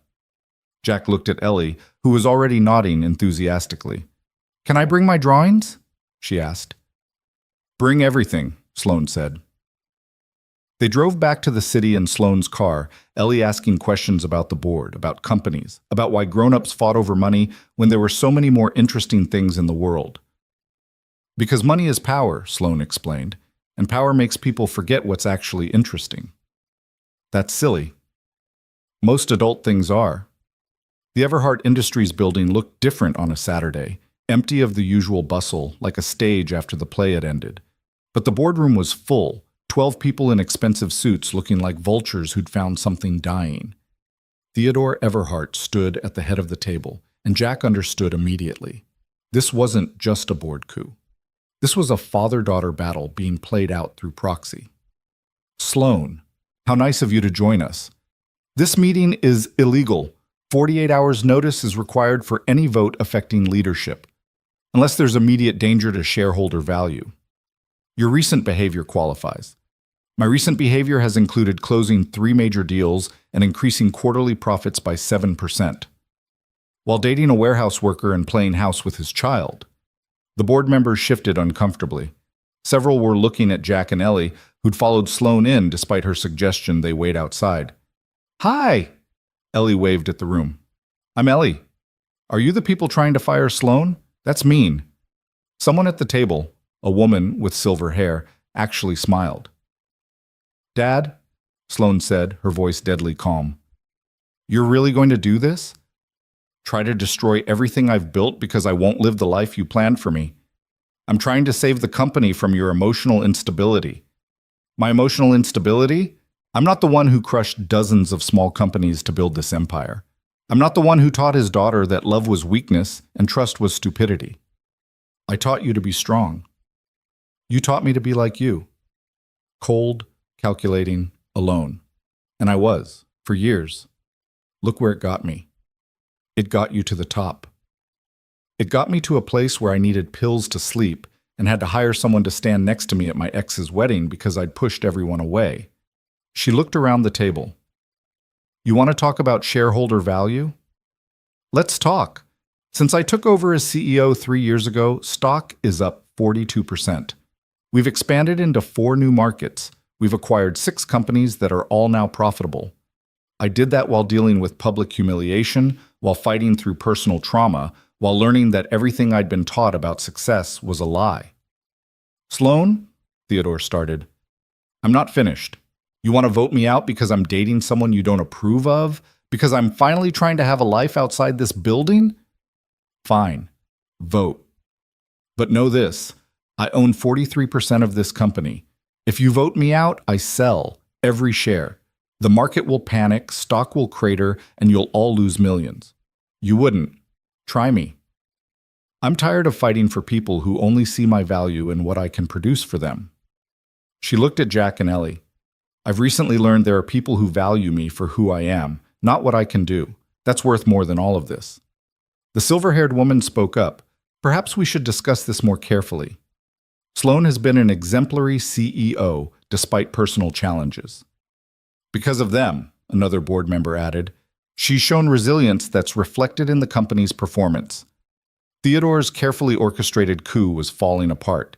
Jack could see it in his face, the recognition that he'd overplayed his hand. "I call for a vote of confidence in Sloane Everhart as CEO," the silver-haired woman said. "Seconded," said three voices simultaneously. The vote was 9-3 in Sloane's favor. Theodore looked like he'd swallowed glass. "This isn't over," he told Sloane. "Yes, it is. You're fired, Dad." The room went silent. "You can't fire me. I founded this company. And you gave me the power to run it. That includes hiring and firing board members. You're out, effective immediately. You'll regret this. The only thing I regret is taking this long to do it." Theodore left, his dignity in tatters, his empire now fully in the hands of the daughter he'd tried to control. The remaining board members quickly agreed to table any further discussion until Monday, fleeing the awkwardness like it was contagious. When they were alone in the boardroom, Sloane collapsed into a chair. "Did you just fire your father?" Jack asked. "I did." "How do you feel?" "Free, terrified, guilty, proud. Is it possible to feel all of that at once?" "Daddy says feelings are like colors," Ellie offered. "Sometimes they mix and make new feelings nobody has names for." "Your daddy sounds smart." "He is. That's why we keep him." Sloane laughed, pulling Ellie into a hug. "Want to see something cool?" She led them to the elevator, using a key card to access the roof. The city spread out below them, glittering in the afternoon sun. Ellie gasped, running to the railing, safely enclosed in glass, trying to see everything at once. "This is all yours?" Jack asked. "The building, the company, the responsibility." She looked at him. "It used to feel like power. Now it just feels like weight. So put it down." "I can't. Too many people depend on it." "Then share it. You don't have to carry everything alone." She leaned against him, watching Ellie point at buildings and clouds with equal excitement. "Is this crazy?" "Us? We barely know each other. We know the important things. Which are, you fight for what matters. You show up even when it's hard. You gave my daughter wings in her drawings before you gave her hope in real life. That's enough to start with. And you? What do I know about you? That I'm broken but trying. That I choose my daughter over my pride every time. That I see you, not your money or your power or your pain. Just you." "That might be enough," she said softly. Marcus appeared on the roof, looking apologetic. "Ms. Everhart, the press has gotten wind of the board meeting. They're gathering outside." "Of course they are," she sighed. "What's the angle?" "Your father is telling everyone you're having a breakdown, that you fired him in a fit of instability." "And our response?" "Whatever you want it to be." She thought for a moment, then smiled. "No response." "Let him rage. The numbers speak for themselves. The board members who supported you are willing to speak to the press. Tell them thank you, but no. This isn't about press. It's about doing the job." She looked at Jack and Ellie. "Though we should probably leave through the parking garage. No need to subject Ellie to the vultures. They made their escape like conspirators, Ellie thrilled by the adventure of sneaking past photographers. Back at Jack's apartment, the adrenaline crash hit all of them at once. "Pizza?" Jack suggested. "Pizza," Ellie agreed. They ate cheap pizza on paper plates, sitting on the floor because the table was covered in Ellie's art supplies. It should have felt like a come-down after the drama of the boardroom, but instead it felt like coming home. "I have something to tell you both," Sloane said, wiping grease from her fingers. "I'm thinking about stepping back from the CEO position." Jack's surprise must have shown because she quickly continued, "Not because of the board or my father. Because I've been doing this for 3 years, and I've proven everything I needed to prove. The company is stable, profitable, growing. I could keep doing it forever, but I woke up at the cabin this morning and realized it was the first time in 3 years I hadn't immediately thought about work. I thought about snow and breakfast and whether Ellie would want hot chocolate. That felt more important than any deal I've ever closed. So what would you do?" "I don't know, travel, paint. I used to paint. Maybe start a foundation for kids like Ellie who need medical care they can't afford. something that builds instead of acquires. That sounds lonely, Ellie said with 6-year-old directness. It does. Yeah, you should do it with us. We're good at stuff. What kind of stuff? Daddy's good at fixing things and being strong. I'm good at art and making people smile. You're good at being brave and fighting bullies. Together, we could do anything. Jack watched Sloane's face transform. Walls he hadn't even realized were still up, finally crumbling. You know what, Ellie? You might be right. I usually am. Can we have ice cream now? The domesticity of it, debating ice cream flavors, negotiating bedtime, reading stories, felt surreal after the corporate battlefield of the afternoon. But it also felt right in a way Jack hadn't expected. After Ellie was asleep, he found Sloane on the fire escape despite the cold. She'd wrapped herself in his jacket, looking younger and more vulnerable than he'd ever seen her. You okay? I fired my father today. You did? He's the only family I have left. Had. Family isn't just blood. Ellie said we're family. Kids know things adults forget. She turned to him. I'm going to mess this up. I don't know how to be normal, how to be in a relationship that isn't about power or transaction. I only know how to buy things, not build them. So learn. We'll teach you. What if I can't? Then at least you tried. That's more than most people do. She kissed him then, different from before, desperate and hopeful in equal measure. I want to try. I want to learn to be human again. You never stopped being human. You just got really good at hiding it. They went inside to his bed this time and made love like it was both an ending and a beginning, the end of who they'd been alone, the beginning of who they might be together. It wasn't perfect or choreographed.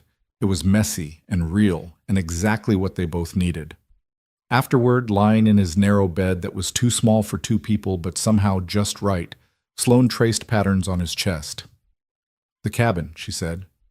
We should go back. Finish the weekend we started. When? Every weekend, or whenever Ellie wants to build snowmen, or when the city gets too heavy to carry. That's a lot of weekends. I have a lot of time now that I'm not fighting my father for control. What about the company?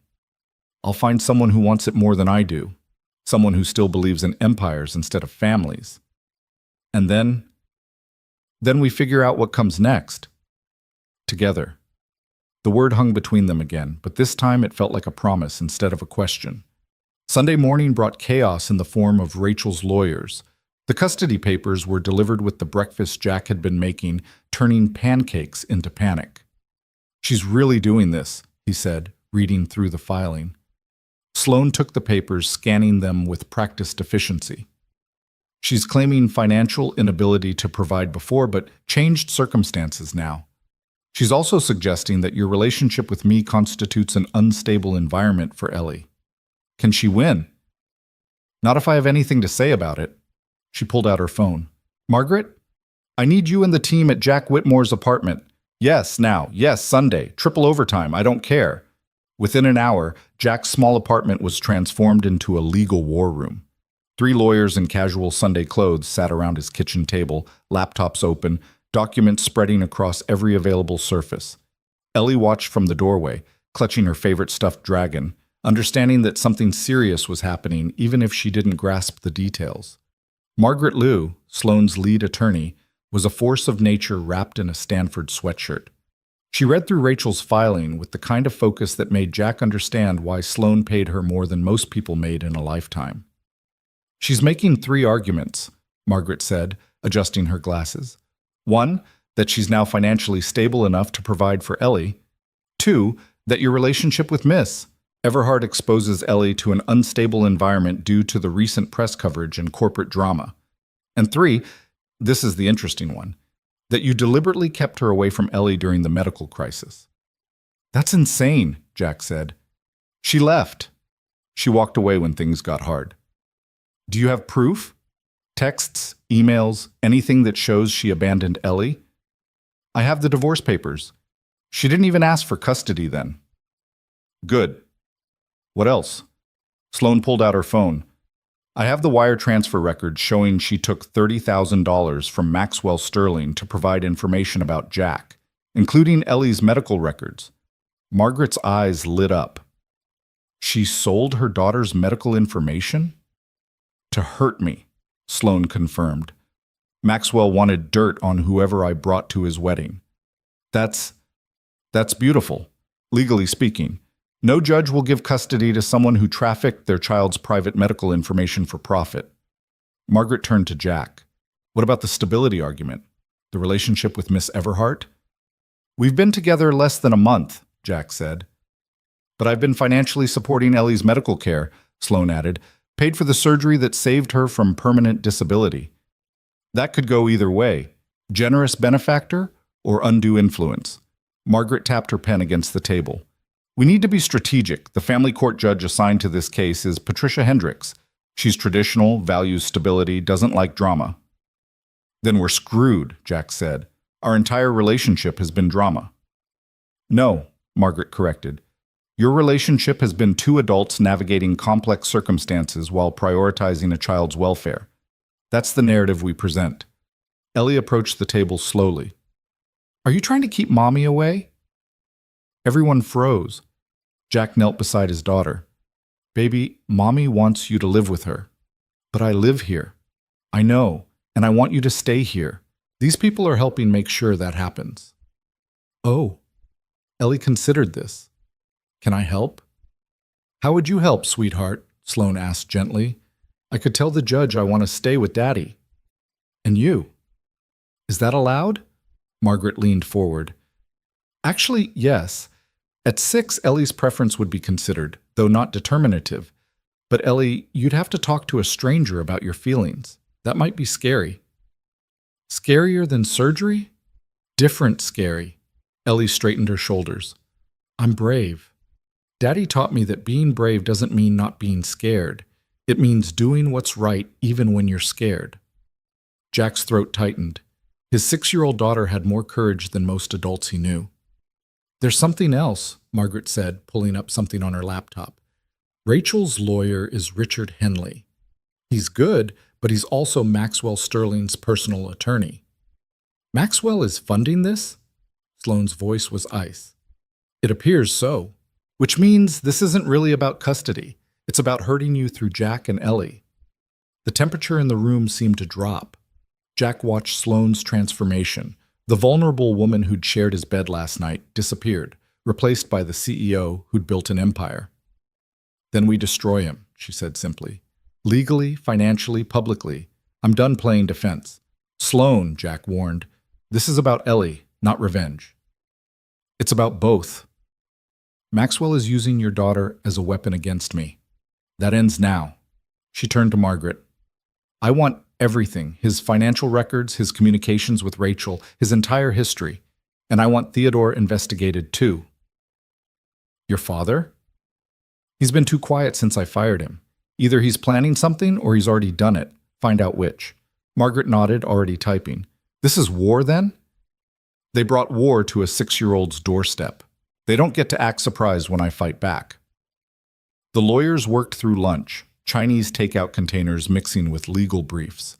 Ellie drew at her art table, occasionally bringing pictures to the adults.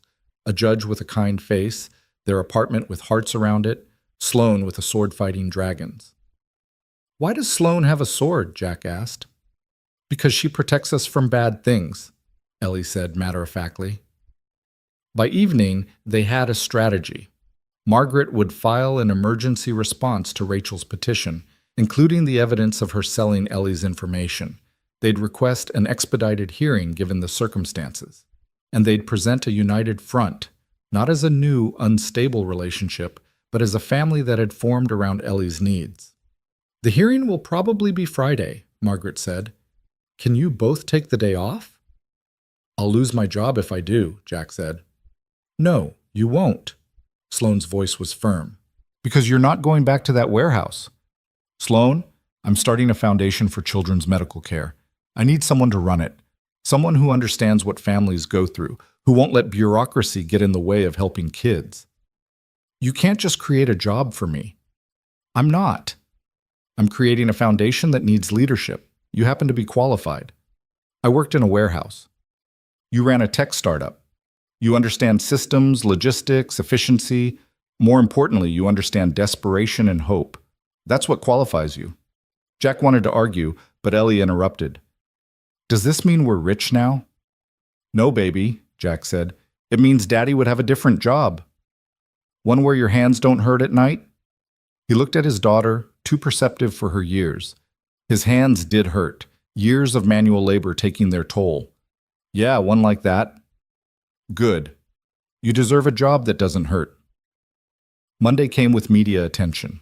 Someone, likely Theodore or Maxwell, had leaked the custody battle to the press. The narrative was ugly.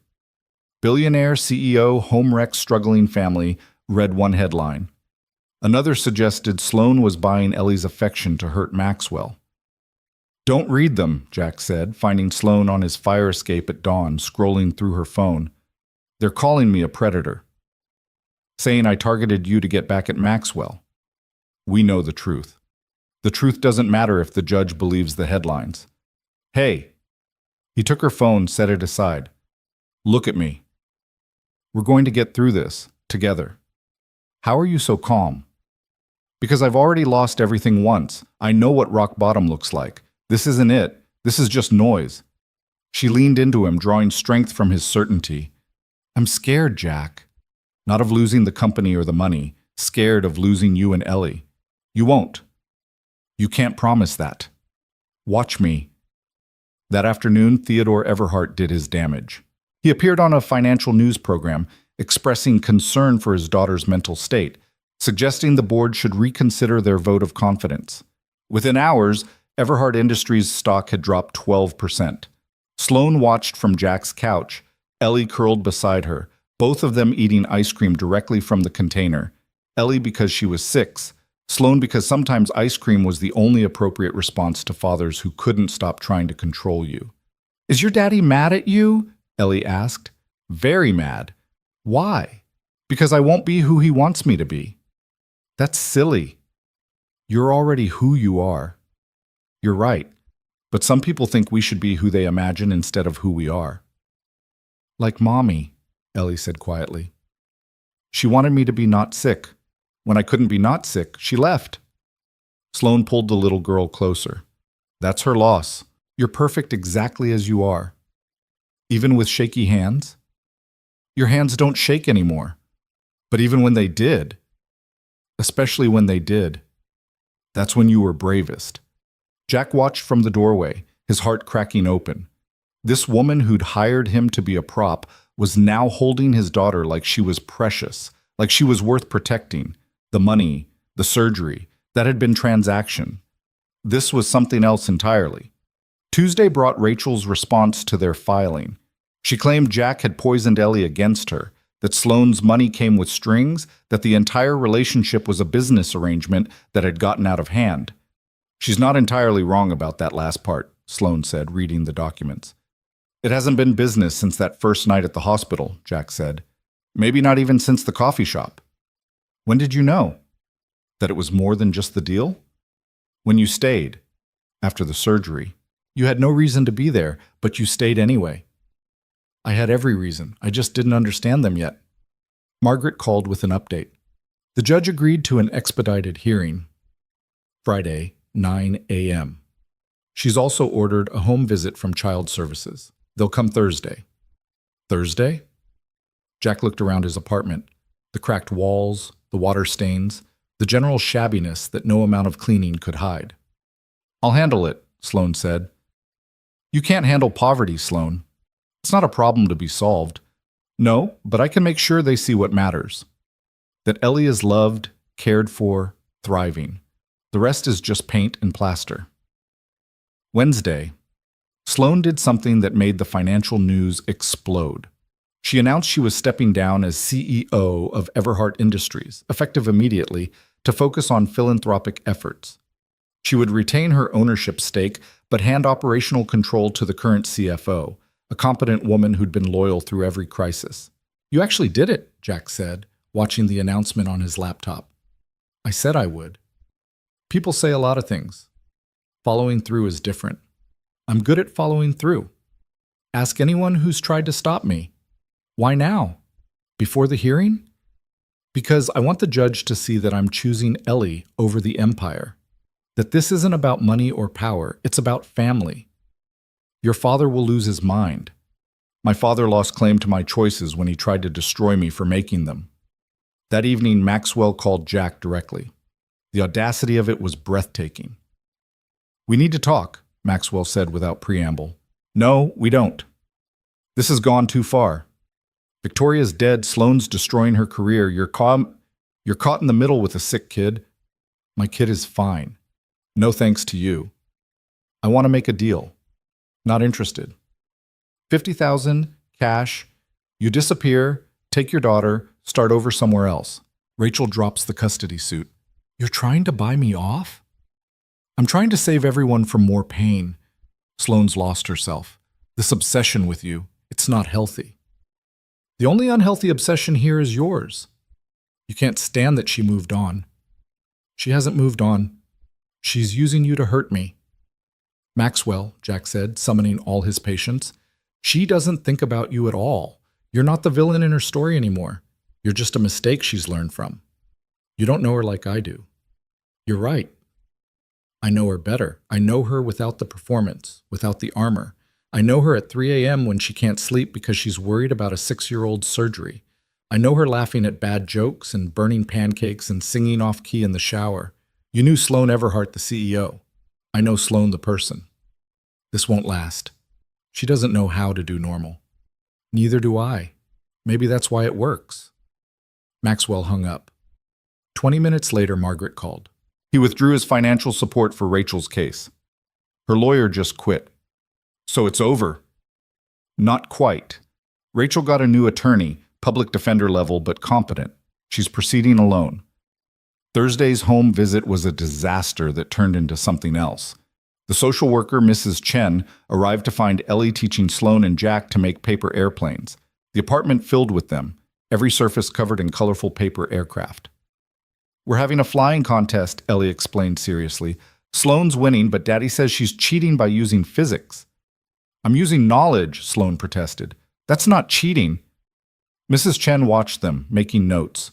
She toured the apartment, seeing the peeling paint and water stains, but also the wall of Ellie's art, the fully stocked kitchen, the medications carefully organized with charts and schedules. Tell me about your relationship, she said to Jack and Sloane. They looked at each other, the entire strange story between them. It's new, Jack said finally, but real. How did you meet? Coffee shop, Sloane said.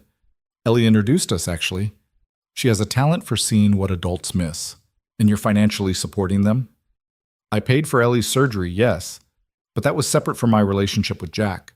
Separate how? I would have paid for any child's surgery if I could. Jack being who he is to me now. That happened after.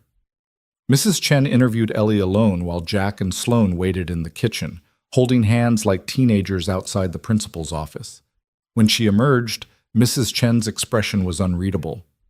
Ellie is very clear about what she wants, which is to stay here with both of you. She was quite eloquent about it, actually.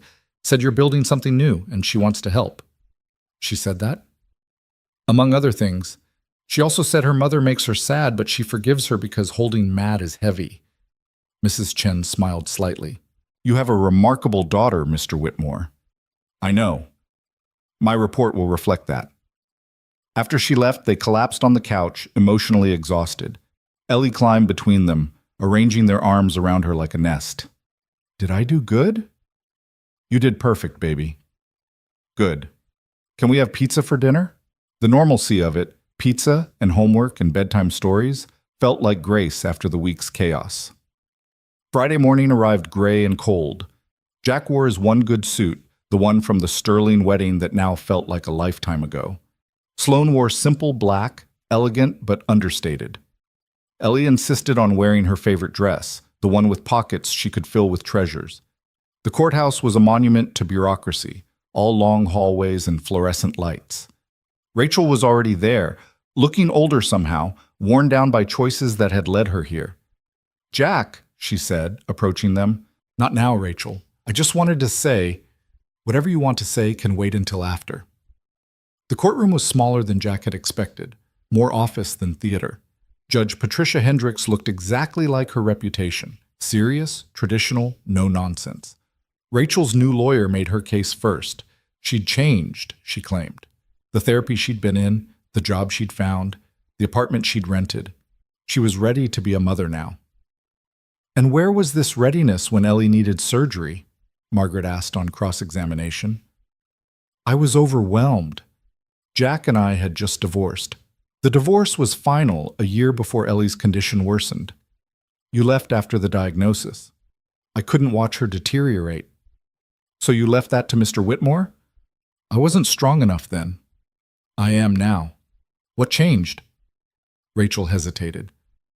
I realized what I'd lost. When? When did you realize this? When I heard about the surgery, that she was better. So you realized you wanted to be a mother only after the hard part was over.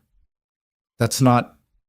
You sold your daughter's medical information to Maxwell Sterling for $30,000. True or false? Rachel's lawyer objected, but the judge allowed it. I needed money for lawyers. To fight for custody you didn't want until your daughter was healthy. Rachel had no answer for that. When it was Jack's turn, he spoke simply. About the nights in hospitals, the medications, the physical therapy. About Ellie's courage and humor through it all. About building a life from ruins and finding unexpected grace in unexpected places.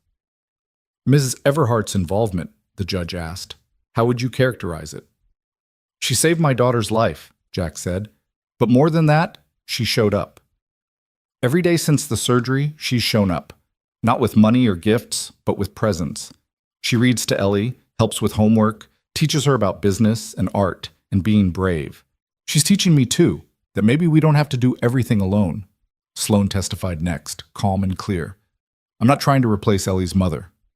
I'm just trying to be present in her life, to support her and Jack as they build something better than what they had before. You recently stepped down as CEO. Why? Because Ellie asked me once if I was going to disappear like people do. I wanted to show her that some people stay, that some things matter more than money or power. And Mr. Whitmore? Sloan looked at Jack. He reminded me how to be human. That's worth more than any empire. The judge called Ellie last, speaking to her gently in chambers with only the court reporter present. She was gone 20 minutes that felt like hours. When Judge Hendricks returned, her expression gave nothing away. Custody battles are always difficult, she began. They require the court to make decisions that will shape a child's entire future based on incomplete information about complex human relationships. Jack's heart hammered against his ribs. In this case, however, the decision is relatively clear. Mrs. Whitmore abandoned her daughter during a medical crisis. She sold private information about that daughter for personal gain. She only sought custody after the child's health improved and financial support was secured. Rachel made a sound like breaking. Mr. Whitmore, by contrast, has been present every day. He's provided stable care under difficult circumstances. He's put his daughter's needs consistently above his own. Your Honor, Rachel's lawyer started, I'm not finished. The court is aware of Ms. Everhart's involvement. While the relationship is new, there's no evidence it's detrimental to Ellie. If anything, Ms. Everhart's support has improved the child's circumstances dramatically. She looked directly at Rachel. Parenting is not a convenience to be picked up when conditions are favorable. It's a commitment that persists through difficulty. You abandoned that commitment. Mr. Whitmore did not. Custody is awarded to Mr. Whitmore. Mrs. Whitmore will have supervised visitation one Saturday per month if she chooses to exercise it. Rachel left immediately, not looking back. Jack felt no victory, only relief. Outside the courthouse, Ellie danced on the steps despite the cold. We won! We're still a family. We were always a family, baby. But now it's official. Can we celebrate? Ice cream for breakfast? It's 10 a.m. Ice cream for brunch, then? Sloan laughed, catching Ellie mid-spin. Ice cream for brunch sounds perfect. They found a diner that served ice cream with waffles, an abomination that delighted Ellie and horrified the waiter. As they ate, Jack's phone buzzed with texts from Margaret. Theodore is backing down. The stock recovered. The board is standing by my resignation. It's over. All of it? All the fighting, anyway. Now comes the harder part, which is learning how to be normal, happy, present. Together, Ellie said firmly, getting ice cream on her nose. We learn together. 2 months later, they were back at the cabin. Spring had transformed the woods into something magical, all green and gold and possibility. Ellie ran through the trees, her movements sure and steady, no trace of the tremors that had defined her for so long. She's different, Sloane observed, watching from the porch. Healthy does that. Not just healthy. Happy, settled. She knows she's safe now. We all do. The foundation was up and running, already helping 12 families with medical expenses. Jack ran it with the same intensity he'd once brought to his startup, but now with purpose beyond profit. Sloane consulted, invested, built partnerships, using her connections for something that mattered. They'd kept Jack's apartment, but spent most weekends at the cabin.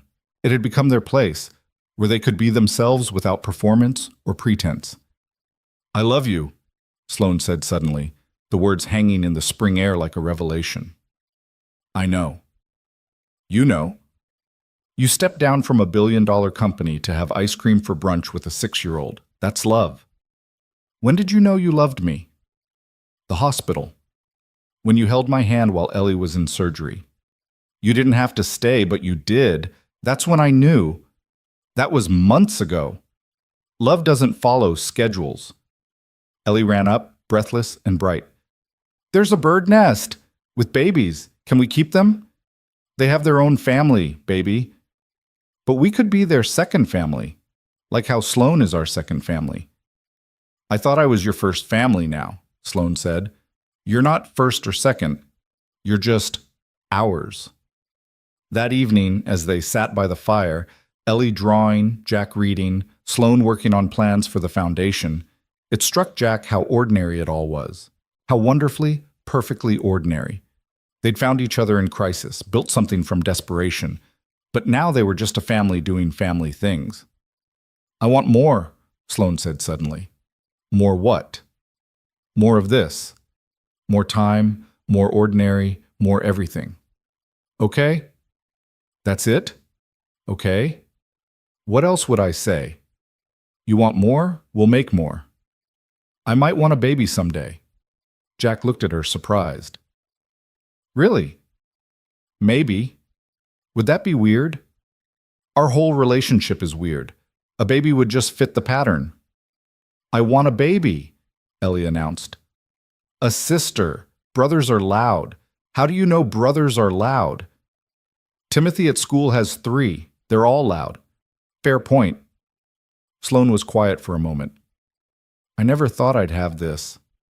Family, home, love that wasn't about transaction or power. Neither did I. But here we are. Here we are. Later, after Ellie was asleep, they stood on the porch watching stars appear in the darkening sky.